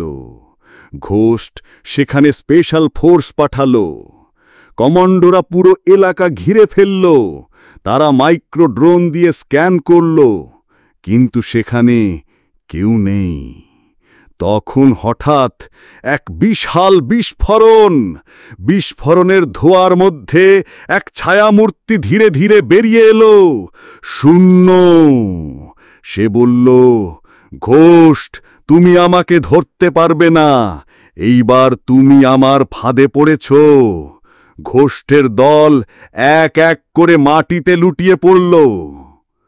শেষ দৃশ্যে দেখা গেল শূন্য ও ঘোষ্ট মুখে মুখে দাঁড়িয়ে। এইবার কি চূড়ান্ত যুদ্ধ হবে, নাকি এই যুদ্ধ আরো ভয়ঙ্কর কিছু তৈরি করবে? ঢাকার অন্ধকার এক পরিত্যক্ত কারখানায় মুখোমুখি দাঁড়িয়ে শূন্য ও ঘোষ্ট। বাইরে পুলিশের স্পেশাল ফোর্স এলাকা ঘিরে ফেলেছে। তুমি যা করছো তা তোমার হাতেই ধ্বংস হয়ে যাবে শূন্য। ঘোষ্ট তার বন্দুক তুলল, কিন্তু এক ঝলক আলো হঠাৎ করে শূন্য অদৃশ্য হয়ে গেল। ঘোষ্ট হতভম্ব। ঠিক তখনই তার কানে এলো শূন্যর কণ্ঠ, আজকের রাতেই তোমার গল্প শেষ হবে। পরের মুহূর্তেই ঘোষ্টের সামনে একটা কালো ছায়া উদ্ভাসিত হল, আর ঠিক পেছন থেকে একটা ছুরি তার পাঁজরে ঢুকে গেল।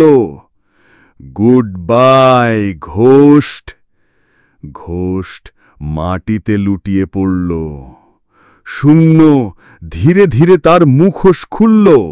ঘোষ্ট তাকিয়ে পড়ল, তুমি আসলে আসলে তার কথা শেষ হওয়ার আগেই শূন্য তার গলায় ছুরি চালিয়ে দিল। এইবার পুলিশ কারখানায় ঢুকল। তারা শূন্যকে ঘিরে ফেলল, কিন্তু এইবার শূন্য পালালো না। সে ধীরে ধীরে তার মুখোশ খুলল। পুলিশ হতভম্ব। আপনি পরদিন সকালে সংবাদপত্রের হেডলাইন, শূন্য ধরা পড়েছে, তার আসল পরিচয় অবাক করার মতন।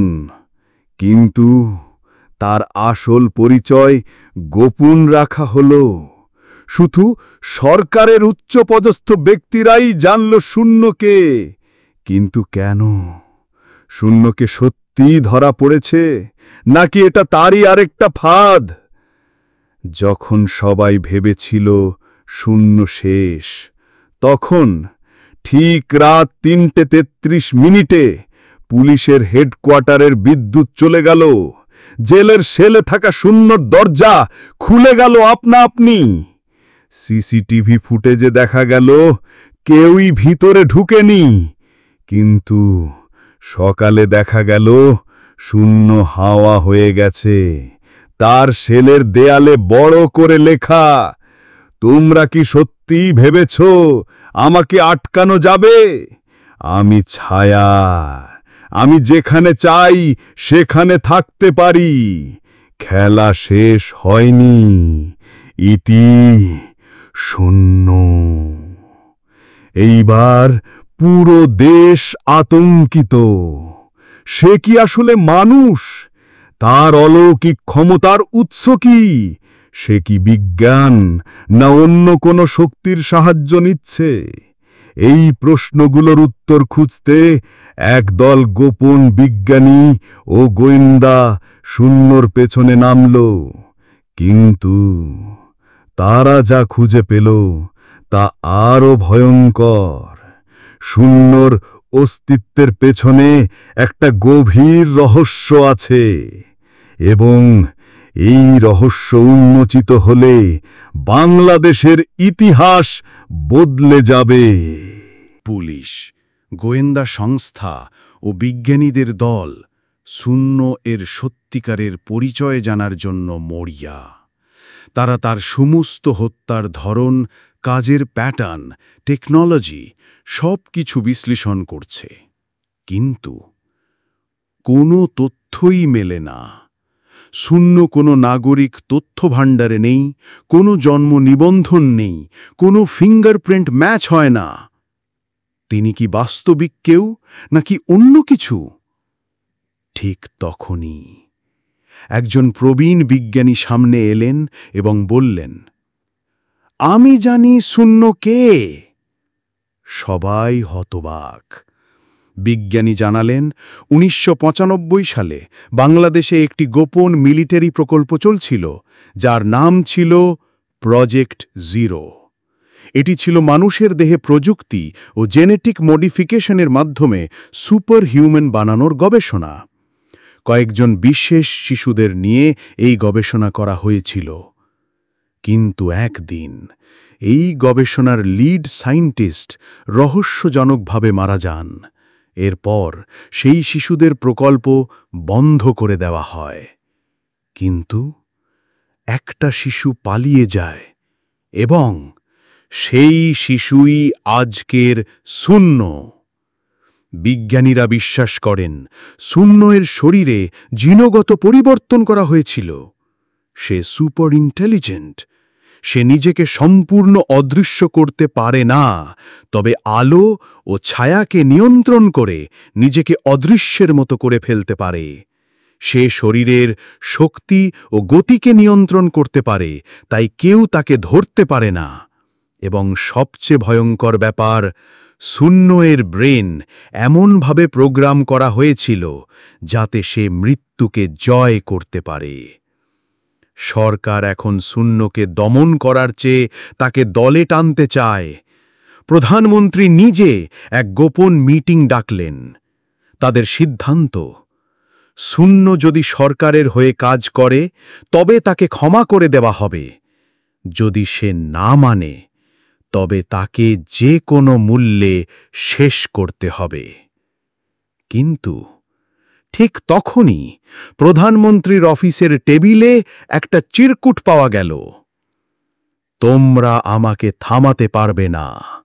আমি শিকারী এবং আমি কখনো শিকার হই না। খেলা এখনো শেষ হয়নি। ইতি শূন্য। শূন্য এবার এক নতুন লক্ষ্য ঠিক করল। দেশের সবচেয়ে শক্তিশালী, দুর্নীতিবাজ এবং অপরাধী ব্যক্তিদের এক এক করে খতম করা। প্রথম টার্গেট, এক দুর্নীতিবাজ মন্ত্রী, যিনি দেশের সব খারাপ কাজের মূল হোতা। এই মন্ত্রীর পেছনে রয়েছে আন্তর্জাতিক অপরাধ চক্র।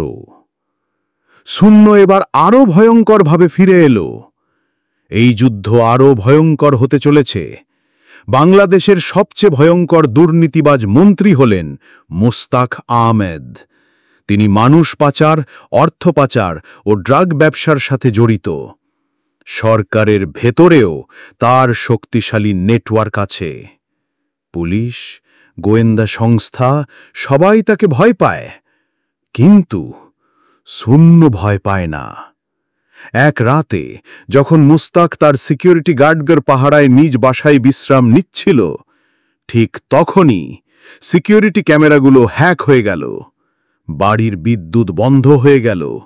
সবচেয়ে ভয়ঙ্কর ব্যাপার, ঘরের দেয়ালে রক্ত দিয়ে লেখা হলো, তোমার সময় শেষ, ইতি শূন্য। মন্ত্রী আতঙ্কিত হয়ে তার বডিগার্ডদের ডাকলেন, কিন্তু তার বডিগার্ডরা তখনও রুমে থাকলেও তারা সবাই মাটিতে লুটিয়ে পড়েছে। কেউ বেঁচে নেই। মন্ত্রী জানে এইবার কেউ তাকে বাঁচাতে পারবে না। সে দ্রুত একটি সিক্রেট সুইচ টিপে বাংকারে ঢোকার চেষ্টা করল, কিন্তু দরজা খুলতেই সামনে দাঁড়িয়ে শূন্য। মন্ত্রী চিৎকার করল, দয়া করো, আমি যা বলবে তাই করব, আমাকে বাঁচতে দাও। শূন্য ধীরে ধীরে তার কাছে এগিয়ে এসে ফিসফিস করে বলল, তুমি অনেককে দয়া করনি, তাই তুমি দয়া পাওয়ার যোগ্য নও। পরের মুহূর্তেই শূন্য তার কান্নার শব্দের মধ্যেই তাকে গলা কেটে হত্যা করল। পুরো দেশ এক এক করে জানল শূন্য ফিরে এসেছে। মন্ত্রী হত্যার পর বাংলাদেশ সরকার শূন্যকে চূড়ান্তভাবে দমন করার সিদ্ধান্ত নিল। দেশের সবচেয়ে শক্তিশালী কমান্ডো বাহিনী মোতায়েন করা হল। শূন্যের বিরুদ্ধে আন্তর্জাতিক সাহায্য চাওয়া হল। ডিজিটাল সার্ভেইলেন্স ও ফেশিয়াল রেকগনিশন চালু করা হল। এইবার সরকার চায় শূন্যের অস্তিত্ব ধুলোয় মিশিয়ে দিতে। কিন্তু শূন্য সব কিছু আগে থেকেই জানত। এইবার শূন্য ডিসাইড করল সে সরকারকে সরাসরি চ্যালেঞ্জ করবে। সে ঢাকার সবচেয়ে গুরুত্বপূর্ণ জায়গা জাতীয় সংসদ ভবনের সামনে এক ভয়ঙ্কর কাণ্ড ঘটাল। সকালবেলা হাজার হাজার মানুষের সামনে সংসদের মূল গেটে এক বিশাল ব্যানার ঝুলে পড়ল।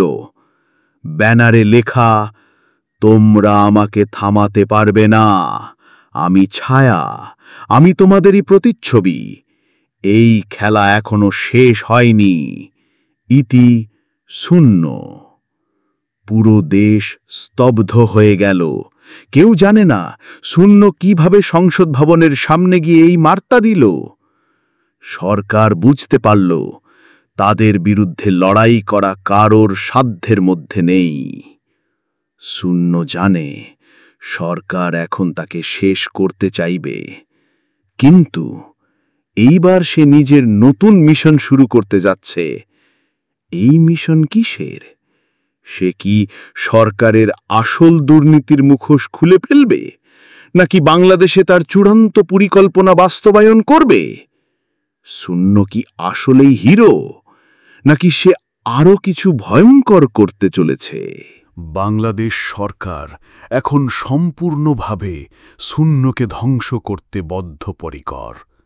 সেনাবাহিনী ও গোয়েন্দা সংস্থা শূন্যকে ধরার জন্যে সর্বোচ্চ প্রযুক্তি ব্যবহার করছে। দেশের সব CCTV, mobile tracking, satellite surveillance সব একসাথে কাজে লাগানো হচ্ছে। ডিজিটাল আইডেন্টিফিকেশন সিস্টেম আপডেট করা হচ্ছে, যাতে শূন্যর অস্তিত্ব চিরতরে মুছে ফেলা যায়। কিন্তু শূন্য এইবার আরও বড় কিছু করতে চলেছে। তার লক্ষ্য শুধু অপরাধী হত্যা নয়, পুরো দেশকে বদলে দেওয়া। এক রাতে বাংলাদেশের সব টেলিভিশন চ্যানেলে একই সাথে সম্প্রচার শুরু হলো। স্ক্রিনে শুধুমাত্র একটি ছায়াময় অবয়ব, তার কণ্ঠস্বর গভীর, ভয়ঙ্কর। বাংলার জনগণ, তোমরা সত্য জানতে চাও? তোমাদের সরকারই তোমাদের সবচেয়ে বড় শত্রু। তারা তোমাদের রক্ত চুষে নিচ্ছে, তারা তোমাদের ভবিষ্যৎ ধ্বংস করছে, তারা তোমাদের মুক্তি দেবে না। কিন্তু আমি দেব। এই দেশ বদলাবে চিরতরে। ইতি শূন্য। এক মুহূর্তের মধ্যে পুরো দেশ আতঙ্কে কেঁপে উঠল। সরকার এই ব্রডকাস্ট বন্ধ করার চেষ্টা করল, কিন্তু কোনোভাবেই বন্ধ হল না। শূন্য কিভাবে এটা করল? এইবার দেশের জনগণ দুই ভাগে বিভক্ত হয়ে গেল। একদল বিশ্বাস করল শূন্যই একমাত্র নায়ক যে সত্যিই দেশকে বাঁচাতে পারবে। আরেক দল ভাবল সে দেশকে ধ্বংসের দিকে ঠেলে দিচ্ছে। এইবার শূন্য তার আসল খেলাটি শুরু করল। সে দেশের বিভিন্ন জায়গায় বড় বড় দুর্নীতিবাজদের সকল গোপন তথ্য ফাঁস করতে লাগল। অর্থ পাচারের ডকুমেন্ট, গোপন অস্ত্র কেনার রিপোর্ট, সরকারি কর্মচারীদের ব্ল্যাক মানি লিস্ট সব ফাঁস হয়ে গেল। জনগণ বিদ্রোহী হয়ে উঠল। এইবার শুধু শূন্য একা নয়, পুরো দেশ জেগে উঠল। সরকার বুঝতে পারল এই বিপ্লব যদি থামানো না যায়, তবে তারা ক্ষমতায় টিকে থাকতে পারবে না। তাই তারা বিশেষ মিলিটারি ইউনিট পাঠালো শূন্যকে ধরতে। তাদের নাম ব্ল্যাক শ্যাডো। এই ইউনিটকে দেশের সবচেয়ে ভয়ঙ্কর কিলারদের দিয়ে ট্রেনিং করানো হয়েছে। তাদের কোনো আইডেন্টিটি নেই, কোনো নাম নেই, তারা শুধু হত্যা করে, কোনো প্রশ্ন ছাড়াই। এইবার শূন্য বনাম ব্ল্যাক শ্যাডোর চূড়ান্ত সংঘর্ষের অপেক্ষা।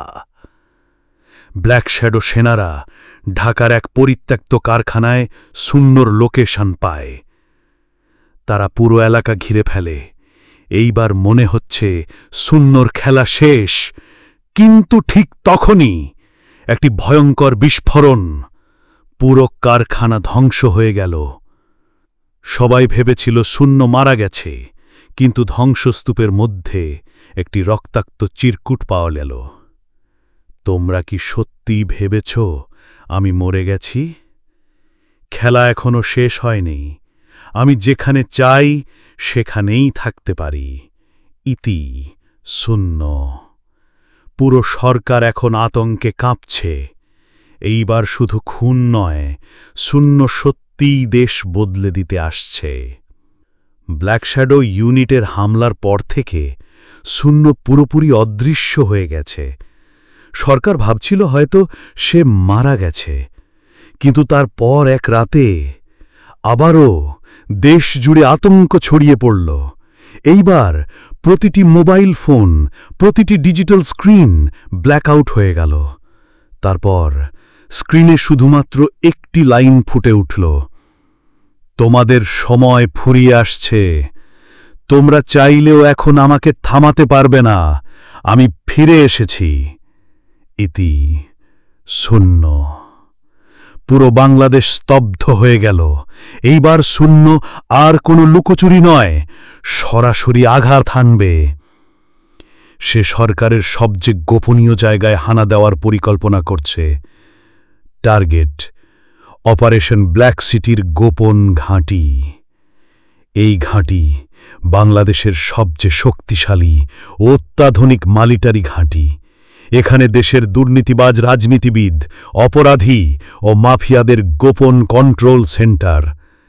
এইবার শূন্য নিশ্চিন্ত করল, এই ঘাঁটি ধ্বংস করতেই হবে।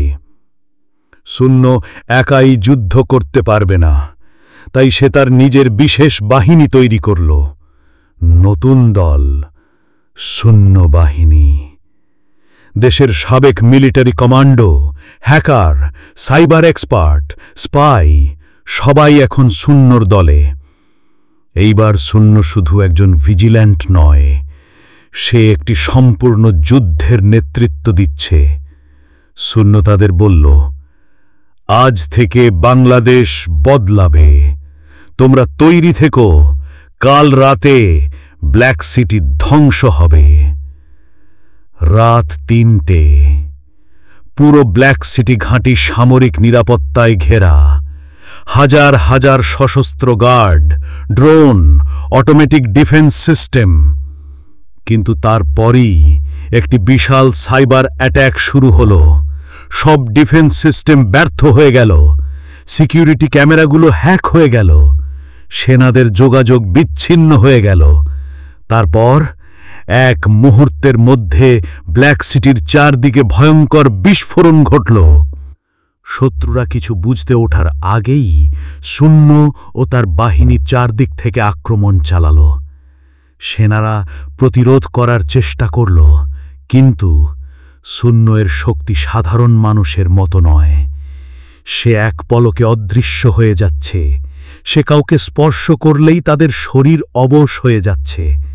তার গতি মানুষের চোখে দেখার ক্ষমতারও বাইরেও দ্রুত। এই যুদ্ধ মাত্র ৩০ মিনিটে শেষ হয়ে গেল। পুরো ব্ল্যাক সিটি ধ্বংস হয়ে গেল। এই যুদ্ধের পর বাংলাদেশ সরকার বুঝতে পারল তারা শূন্যর সাথে একা পারবে না, তাই তারা আন্তর্জাতিক সাহায্য চাইল। বিশ্বের সবচেয়ে ভয়ঙ্কর মিলিটারি গ্রুপ ওয়াচডগ বাংলাদেশে আসতে চলেছে। তাদের একমাত্র লক্ষ্য শূন্যকে খুঁজে বের করে হত্যা করা। এইবার শূন্যর সামনে সবচেয়ে বড় চ্যালেঞ্জ, সে কি বেঁচে থাকবে? সে কি সত্যিই দেশকে বদলাতে পারবে, নাকি এই যুদ্ধই তার শেষ? ব্ল্যাক সিটি ধ্বংসের পর পুরো বিশ্ব নড়ে উঠল। বাংলাদেশ সরকার বুঝতে পারল তারা আর একা শূন্যকে থামাতে পারবে না। তাই তারা আন্তর্জাতিক ভাড়াটে মিলিটারি গ্রুপ ওয়াচডগের সাথে গোপন চুক্তি করল। ওয়াচডগ বিশ্বের সবচেয়ে বিপজ্জনক মিলিটারি গ্রুপ। তারা কোনো দেশের আইন মানে না, শুধু তাদের ক্লায়েন্টের আদেশ পালন করে। তাদের আছে সর্বাধুনিক military technology, bionic soldier, AI drone, nano অস্ত্র। এইবার শূন্য শুধু সরকারের বিরুদ্ধে নয়, বরং একটি আন্তর্জাতিক মিলিটারি শক্তির বিরুদ্ধে যুদ্ধ করতে চলেছে। শূন্য বুঝতে পারল, এইবার আগের মতো শুধু খুন করলেই হবে না, যুদ্ধ করতে হবে। সে তার বাহিনীকে একত্র করল এবং বলল, এটাই আমাদের সবচেয়ে বড় লড়াই। আমরা যদি হেরে যাই তাহলে সব শেষ, কিন্তু যদি জিতি তাহলে বাংলাদেশ সত্যি নতুন করে জন্ম নেবে। সৈন্য বাহিনী পুরোপুরি প্রস্তুত হয়ে গেল। সাইবার এক্সপার্টরা ওয়াচডগের কমিউনিকেশন হ্যাক করতে শুরু করল। সাবেক মিলিটারি সদস্যরা গেরিলা যুদ্ধের কৌশল তৈরি করল। সুপার স্পাইরা ওয়াচডগের প্ল্যান জানার জন্য তাদের মধ্যে গুপ্তচর ঢুকিয়ে দিল। এইবার শূন্য এর বাহিনীও সাধারণ মানুষ নয়। ওয়াচডগ তাদের প্রথম আক্রমণ চালাল ঢাকার কেন্দ্রস্থলে। তাদের লক্ষ্য ছিল শূন্য এর লোকেশন ট্র্যাক করে তাকে শেষ করা, কিন্তু তারা জানত না শূন্য তাদের জন্য একটি ভয়ঙ্কর ফাঁদ পেতে রেখেছে। রাত 2টো, ঢাকার রাজপথে ওয়াচডগের বিশেষ বাহিনী নামে। তাদের হাতে বায়োনিক অস্ত্র, এআই চালিত ড্রোন, হিট সেন্সর। তারা ধীর গতিতে এগিয়ে যাচ্ছে। হঠাৎ পুরো শহর ব্ল্যাকআউট হয়ে গেল। সব লাইট নিভে গেল। তারা কিছুই দেখতে পাচ্ছে না। তারপর একটি কণ্ঠস্বর বাতাসে ভেসে উঠল, তোমরা এখানে টিকে থাকতে পারবে না। তোমরা জানো না তোমরা আসলে কার সাথে যুদ্ধ করছ। তোমরা মানুষ, আর আমি শূন্য। পরে 30 সেকেন্ডের মধ্যেই পুরো এলাকা এক বিশাল বিস্ফোরণে কেঁপে উঠল। ওয়াচডগের প্রথম ইউনিট সম্পূর্ণ ধ্বংস হয়ে গেল। কিন্তু এটা ছিল শুধু শুরু। ওয়াচডগ বুঝতে পারল শূন্য সাধারণ কোনো শত্রু নয়। তাই তারা তাদের সবচেয়ে ভয়ঙ্কর অস্ত্র আনল, নেমেসিস প্রোটোকল। নেমেসিস প্রোটোকল হল এক ধরনের মানব রোবট সেনা, যার শরীরে ন্যানো টেকনোলজি ইনস্টল করা। তারা ব্যথা অনুভব করে না, ক্লান্ত হয় না। তারা শূন্য এর শক্তির সাথে নিজেদের ক্ষমতা বাড়াতে পারে। এইবার শূন্য এর সামনে সবচেয়ে ভয়ঙ্কর শত্রু। সে কি জিততে পারবে, নাকি এই যুদ্ধেই শূন্য এর সমাপ্তি ঘটবে? ওয়াচডগের নেমেসিস প্রোটোকল চালু হওয়ার পর থেকেই পুরো ঢাকা যেন একটি যুদ্ধক্ষেত্রে পরিণত হয়েছে। এগুলো মানুষ নয়, বরং আধা রোবট সৈন্য। তারা ব্যথা অনুভব করে না, তারা কখনো ক্লান্ত হয় না। তারা শূন্য এর শক্তির সাথে নিজেদের মানিয়ে নিতে পারে। এইবার শূন্য এর সৈন্যবাহিনীও বিপদের মধ্যে পড়ে গেছে। ওয়াচডগ বাহিনী এখন ঢাকার অর্থনৈতিক কেন্দ্রবিন্দু মতিঝিলের নিয়ন্ত্রণ নিতে চায়, কারণ এখানে বাংলাদেশের সবচেয়ে বড় ব্যাংক ও ফাইন্যান্স অফিস রয়েছে। তারা এই জায়গা দখল করে পুরো দেশের অর্থনীতি ধ্বংস করতে চায়। কিন্তু তারা জানত না শূন্য তাদের জন্য কিছু ভয়ঙ্কর প্ল্যান তৈরি করেছে। রাত 1টা, ওয়াচডগ বাহিনী মতিঝিলে প্রবেশ করল। তাদের হাতে ন্যানোমেশিন গান, drone attack unit, cyber defence system. কিন্তু তারপরই তাদের সামনে কালো কুয়াশার মতো কিছু নেমে এলো। তারা কিছু বুঝে ওঠার আগেই শূন্য হঠাৎ তাদের মাঝখান থেকে বের হয়ে এলো। মাত্র কয়েক সেকেন্ডের মধ্যে 15 জন ওয়াচডগ সদস্য ধ্বংস। তার গতি এতটাই দ্রুত যে কেউ বুঝতে পারছে না সে কোথা থেকে আক্রমণ করছে। সে যখনই কাউকে ছুঁয়েছে তাদের শরীর অবশ হয়ে গেছে। এইবার ওয়াচডগ তাদের শেষ অস্ত্র নেমেসিস পাঠাল। এইবার শূন্য এর লড়াই শুধুমাত্র সৈন্যদের সাথে নয়, বরং আধা রোবটের সাথে। নেমেসিস রোবট শূন্য এর প্রতিটি মুভমেন্ট বিশ্লেষণ করছে। এইবার শূন্য এর শক্তি বাড়িয়ে দেয়, কিন্তু নেমেসিস সেটাও নকল করতে শুরু করে। এইবার শূন্য এর জীবনে সবচেয়ে কঠিন যুদ্ধ শুরু হল। যুদ্ধ প্রায় 3 ঘন্টা ধরে চলল। শূন্য বুঝতে পারল নেমেসিস তাকে একবারে মেরে ফেলবে না, বরং তার শক্তি বিশ্লেষণ করে শেষ করবে। এইবার শূন্য এর শরীর রক্তাক্ত, সে ক্লান্ত, তার অলৌকিক শক্তি ধীরে ধীরে দুর্বল হয়ে যাচ্ছে। এই মুহূর্তে নেমেসিস শূন্যের মাথার দিকে অস্ত্র তাক করে রেখেছে। শূন্য কি এখানেই শেষ হয়ে যাবে, নাকি সে এই যুদ্ধে আবারও ফিরে আসবে? নেমেসিস রোবট শূন্য এর মাথায় অস্ত্র তাক করে রেখেছে। শূন্য আহত, রক্তাক্ত, ক্লান্ত।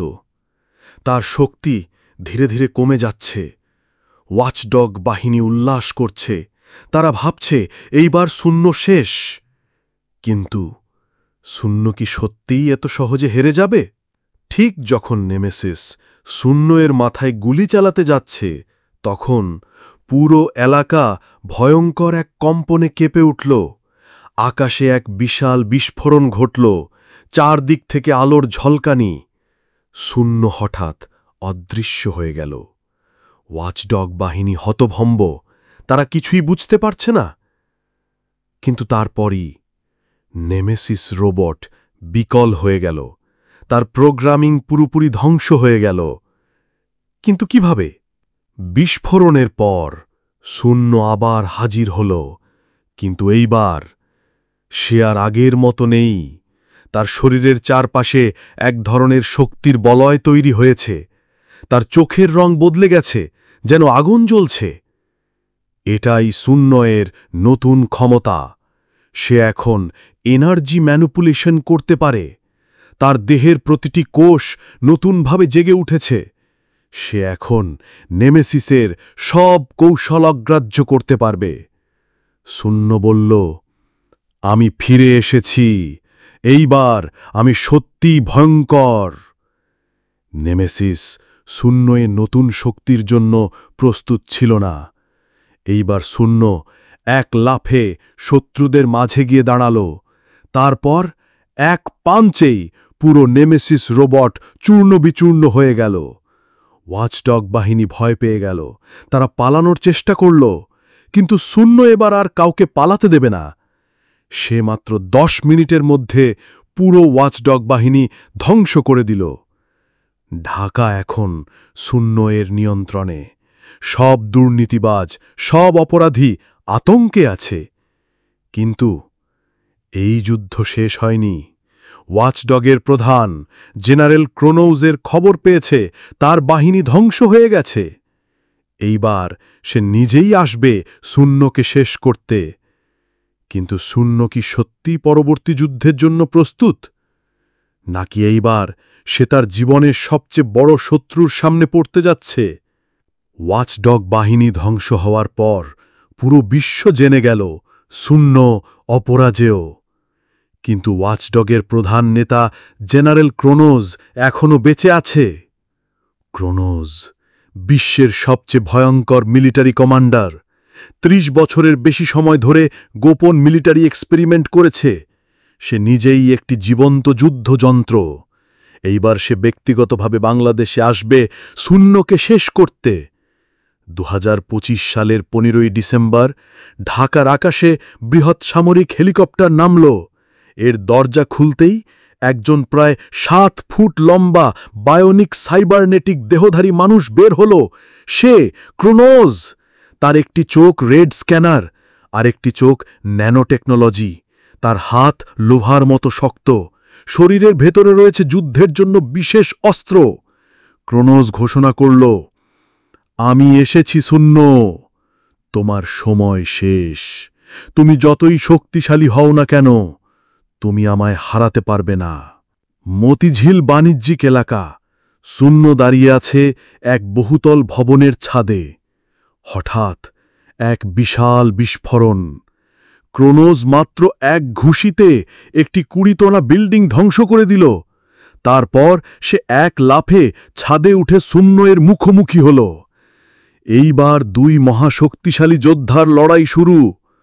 শূন্য বিদ্যুৎ গতিতে আঘাত করল, কিন্তু ক্রোনোজ তাকে এক হাতে ধরে ছুঁড়ে ফেলল 100 মিটার দূরে। শূন্য প্রথমবারের মতো অনুভব করল এই শত্রু আনাদা। ক্রোনোস শুধু শক্তিশালী নয়, সে শূন্যের শক্তি বিশ্লেষণ করতে পারে। প্রতিটি আক্রমণের পর সে শূন্যের গতিবিধি বুঝতে পারছে। তারপর সে শূন্যের শরীর লক্ষ্য করে একটি শক্তিশালী প্লাজমা শকওয়েভ ছুড়ে দিল। পুরো এলাকা ধ্বংস হয়ে গেল।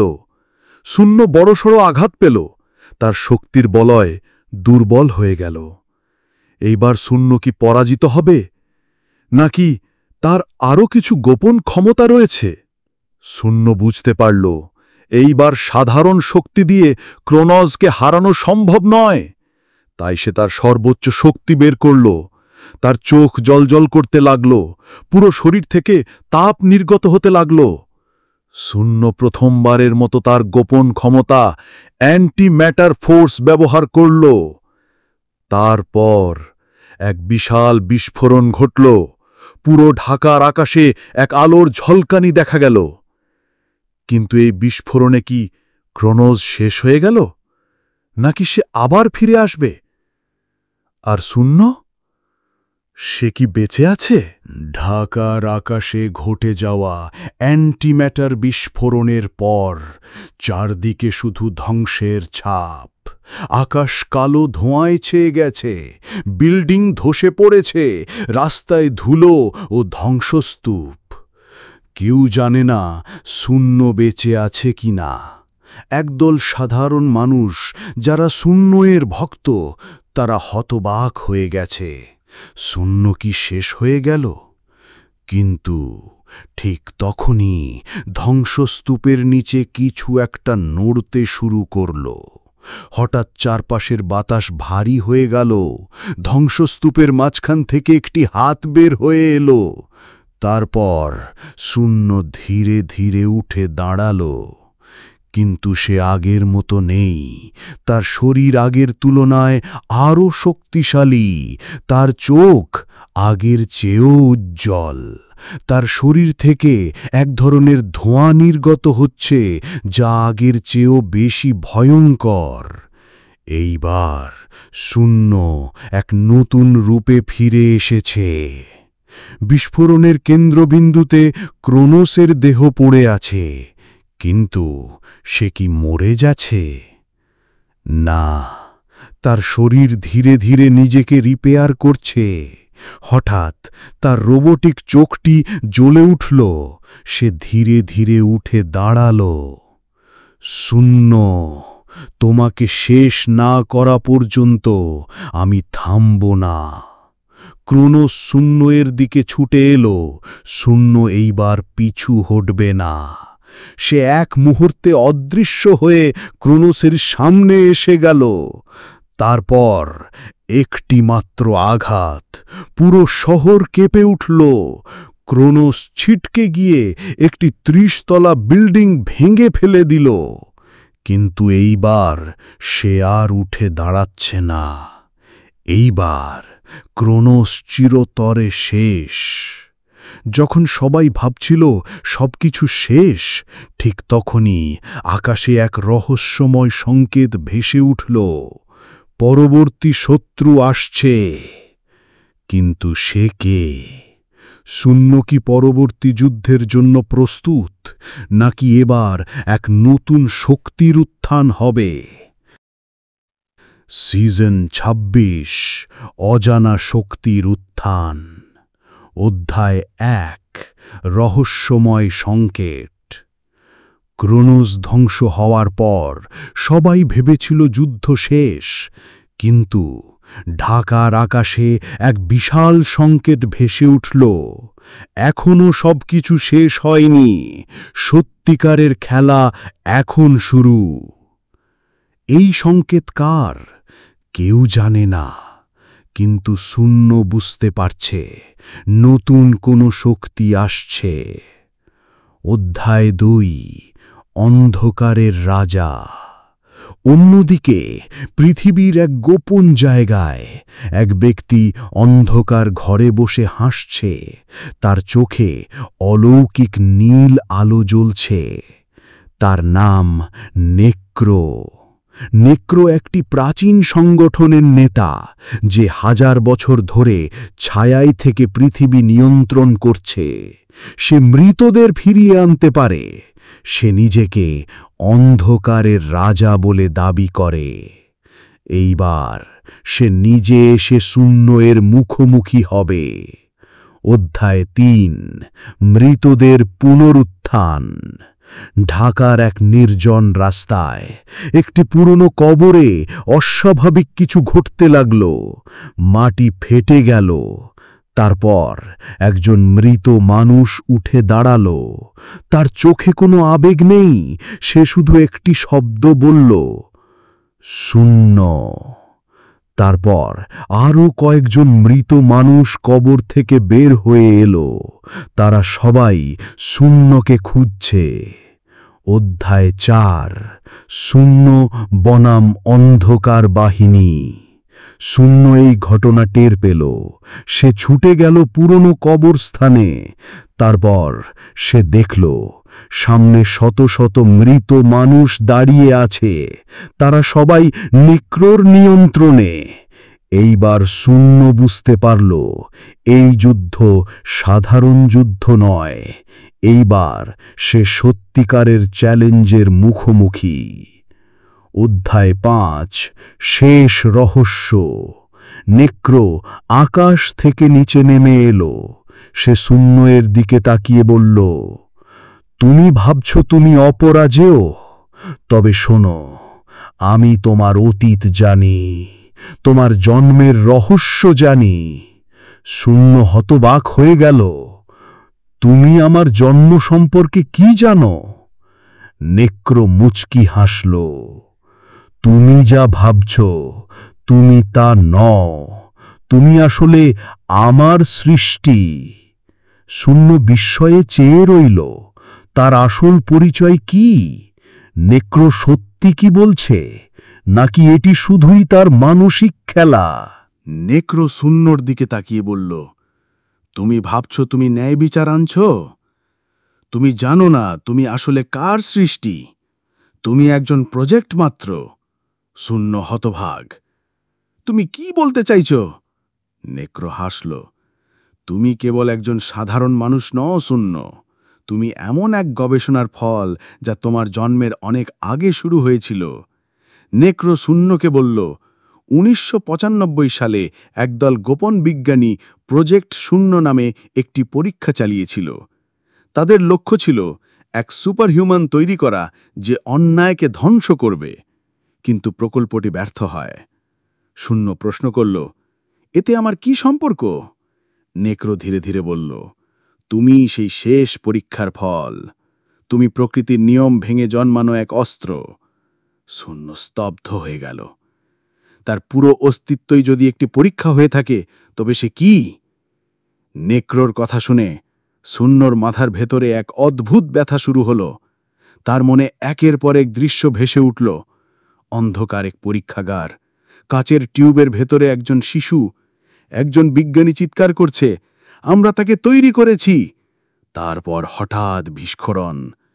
শূন্য চিৎকার করে উঠল। তার স্মৃতি ধীরে ধীরে ফিরে আসছে। সে বুঝতে পারল তার অস্তিত্ব কোনো দৈব ঘটনা নয়, সে পরিকল্পিত। শূন্যর আগে কাঁপছিল। তাহলে তুমি কি চাও? নেক্রো মুচকি হাসল। আমি চাই তুমি আমার পাশে এসে দাঁড়াও। আমরা একসাথে পুরো পৃথিবী শাসন করব।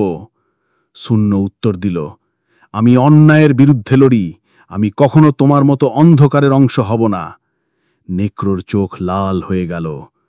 তাহলে তুমি মরতে প্রস্তুত হও। নেক্রো তার পুরো শক্তি উন্মুক্ত করল। চারদিকে কালো ধোঁয়া ছড়িয়ে পড়ল। মৃতরা আরও ভয়ঙ্কর হয়ে উঠল। কিন্তু শূন্য এবার ভয় পায়নি।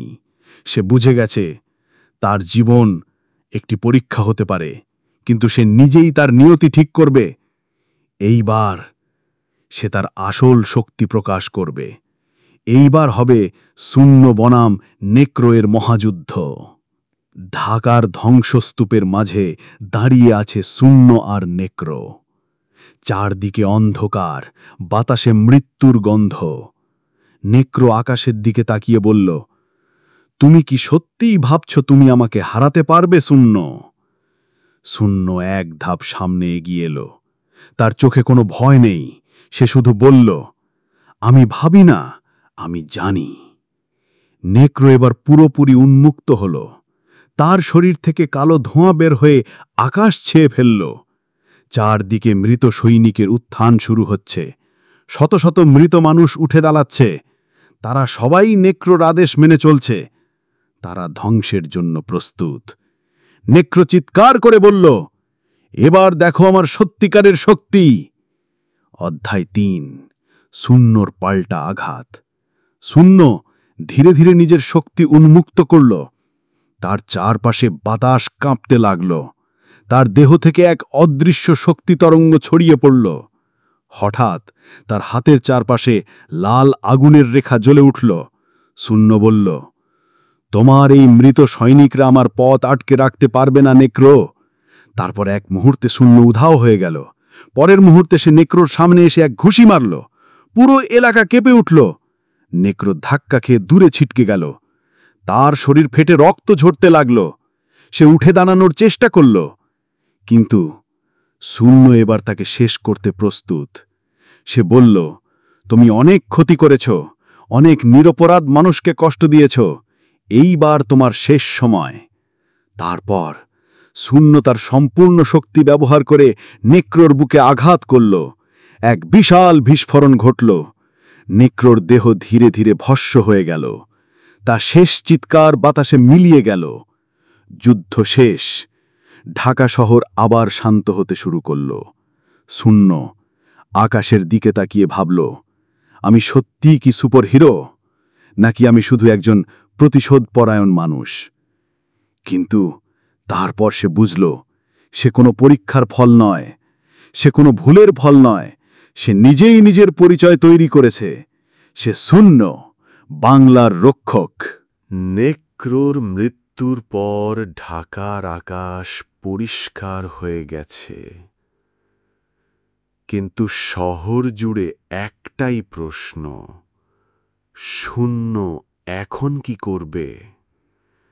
সে কি থেকে যাবে? নতুন কোনো শত্রুর জন্য অপেক্ষা করবে, নাকি সব কিছু ছেড়ে চলে যাবে?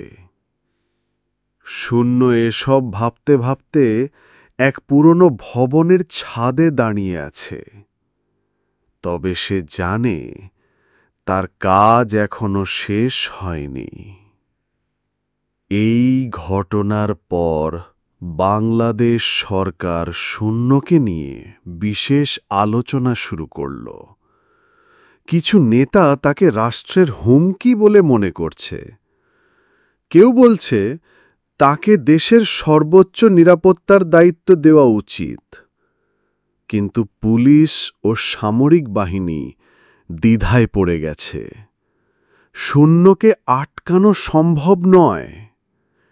এই অবস্থায় সরকার গোপনে একটি শূন্য প্রজেক্ট শুরু করল। তাদের উদ্দেশ্য শূন্য এর শক্তি সম্পর্কে আরও জানা এবং যদি সম্ভব হয় তাকে নিয়ন্ত্রণ করা। কিন্তু শূন্য এসবের কিছুই জানে না। এক রাতে শূন্য তার শক্তি ব্যবহার করে সব অপরাধীদের ডেটাবেজ হ্যাক করল। সে দেখল একটি গোপন সংঘ এখনো বেঁচে আছে, যারা নেক্রোর মৃত্যুর প্রতিশোধ নিতে চায়। এই সংঘের নাম অন্ধকার লীগ। তারা চাইছে শূন্যকে ফাঁদে ফেলতে। শূন্য জানে সে যদি চিরদিনের জন্য হারিয়ে যেতে চায়, তবে আগে এই শত্রুদের শেষ করতে হবে। এক রাতে শূন্য অন্ধকার লীগের গোপন আস্তানায় হামলা করল। 1 ঘণ্টার মধ্যেই পুরো সংগঠন ধ্বংস হয়ে গেল। শেষ শত্রুকে মারার পর সে নিজেকে আয়নায় দেখল। এই কয়েক বছরে সে কি হয়ে গেছে? সে কি সত্যিই একজন রক্ষক, নাকি সে কেবল একজন আতঙ্কের প্রতীক? সে ভাবল, হয়তো তার এখন চলে যাওয়ার সময় হয়েছে। পরের দিন শহরের বিশাল এক স্ক্রিনে একটা ভিডিও চলতে শুরু করল। শূন্য তার মুখ ঢেকে রেখে বলল, বাংলার মানুষ, আমি আমার দায়িত্ব শেষ করেছি। এই শহর এখন তোমাদের। আমি আর কারো উপর শাসন করতে চাই না। আমি চলে যাচ্ছি, কিন্তু মনে রেখো, যদি অন্যায় ফিরে আসে তাহলে হয়তো আমিও ফিরে আসব, অথবা হয়তো না। এরপর শূন্য চিরতরে অদৃশ্য হয়ে গেল। কেউ জানে না সে কোথায় গেল, কেউ জানে না সে আদেও বেঁচে আছে কিনা। 5 বছর পর 2030 সাল। বাংলাদেশ বদলে গেছে। অপরাধ প্রায় নেই বললেই চলে। ধর্ষক, তরাশি, দুর্নীতিবাজরা ভয়ে থাকে। মানুষ এখন রাস্তায় নির্ভয়ে চলাফেরা করতে পারে। কিন্তু কেউ জানে না এই পরিবর্তন কিসের জন্য হলো। অনেকেই বলে, শূন্য আমাদের ছেড়ে গেছে, কিন্তু সে আমাদের ভেতরে একটা ভয় রেখে গেছে। কিন্তু আসলেই কি শূন্য চলে গেছে? কেউ কেউ বলে সে এখনো বেঁচে আছে। কেউ বলে সে পাহাড়ের গভীরে ধ্যান করছে। কেউ বলে সে সাধারণ মানুষের মতো জীবন কাটাচ্ছে। আর কেউ বলে সে সব কিছু ছেড়ে অন্য কোথাও চলে গেছে। কিন্তু সত্যটা কেউ জানে না। স্কুলের পাঠ্য বইতে এখন শূন্যর গল্প পড়ানো হয়। শিক্ষকেরা বলেন, এক সময় এক রহস্যময় ব্যক্তি ছিল যে অন্যায়ের বিরুদ্ধে একাই লড়েছিল। তার নাম ছিল শূন্য। শিক্ষার্থীরা উত্তেজিত হয়ে জিজ্ঞাসা করে, স্যার, তিনি সত্যি ছিলেন নাকি তিনি শুধু একটা গল্প? শিক্ষক হাসেন, সত্য মিথ্যা জানি না, কিন্তু মনে রেখো, যদি পৃথিবী আবার অন্যায় আর দুর্নীতিতে ভরে যায়, তাহলে হয়তো শূন্য আবার ফিরে আসবে। এক রাতে শহরের এক অন্ধকার গলিতে এক ব্যক্তি দাঁড়িয়েছিল। তার চোখের গভীরে এক অদ্ভুত শক্তি ছিল। তার ঠোঁটে একটাই শব্দ, শূন্য। তারপর সে অদৃশ্য হয়ে গেল। শূন্য, এক কিংবদন্তি, এক নাম, এক ভয়।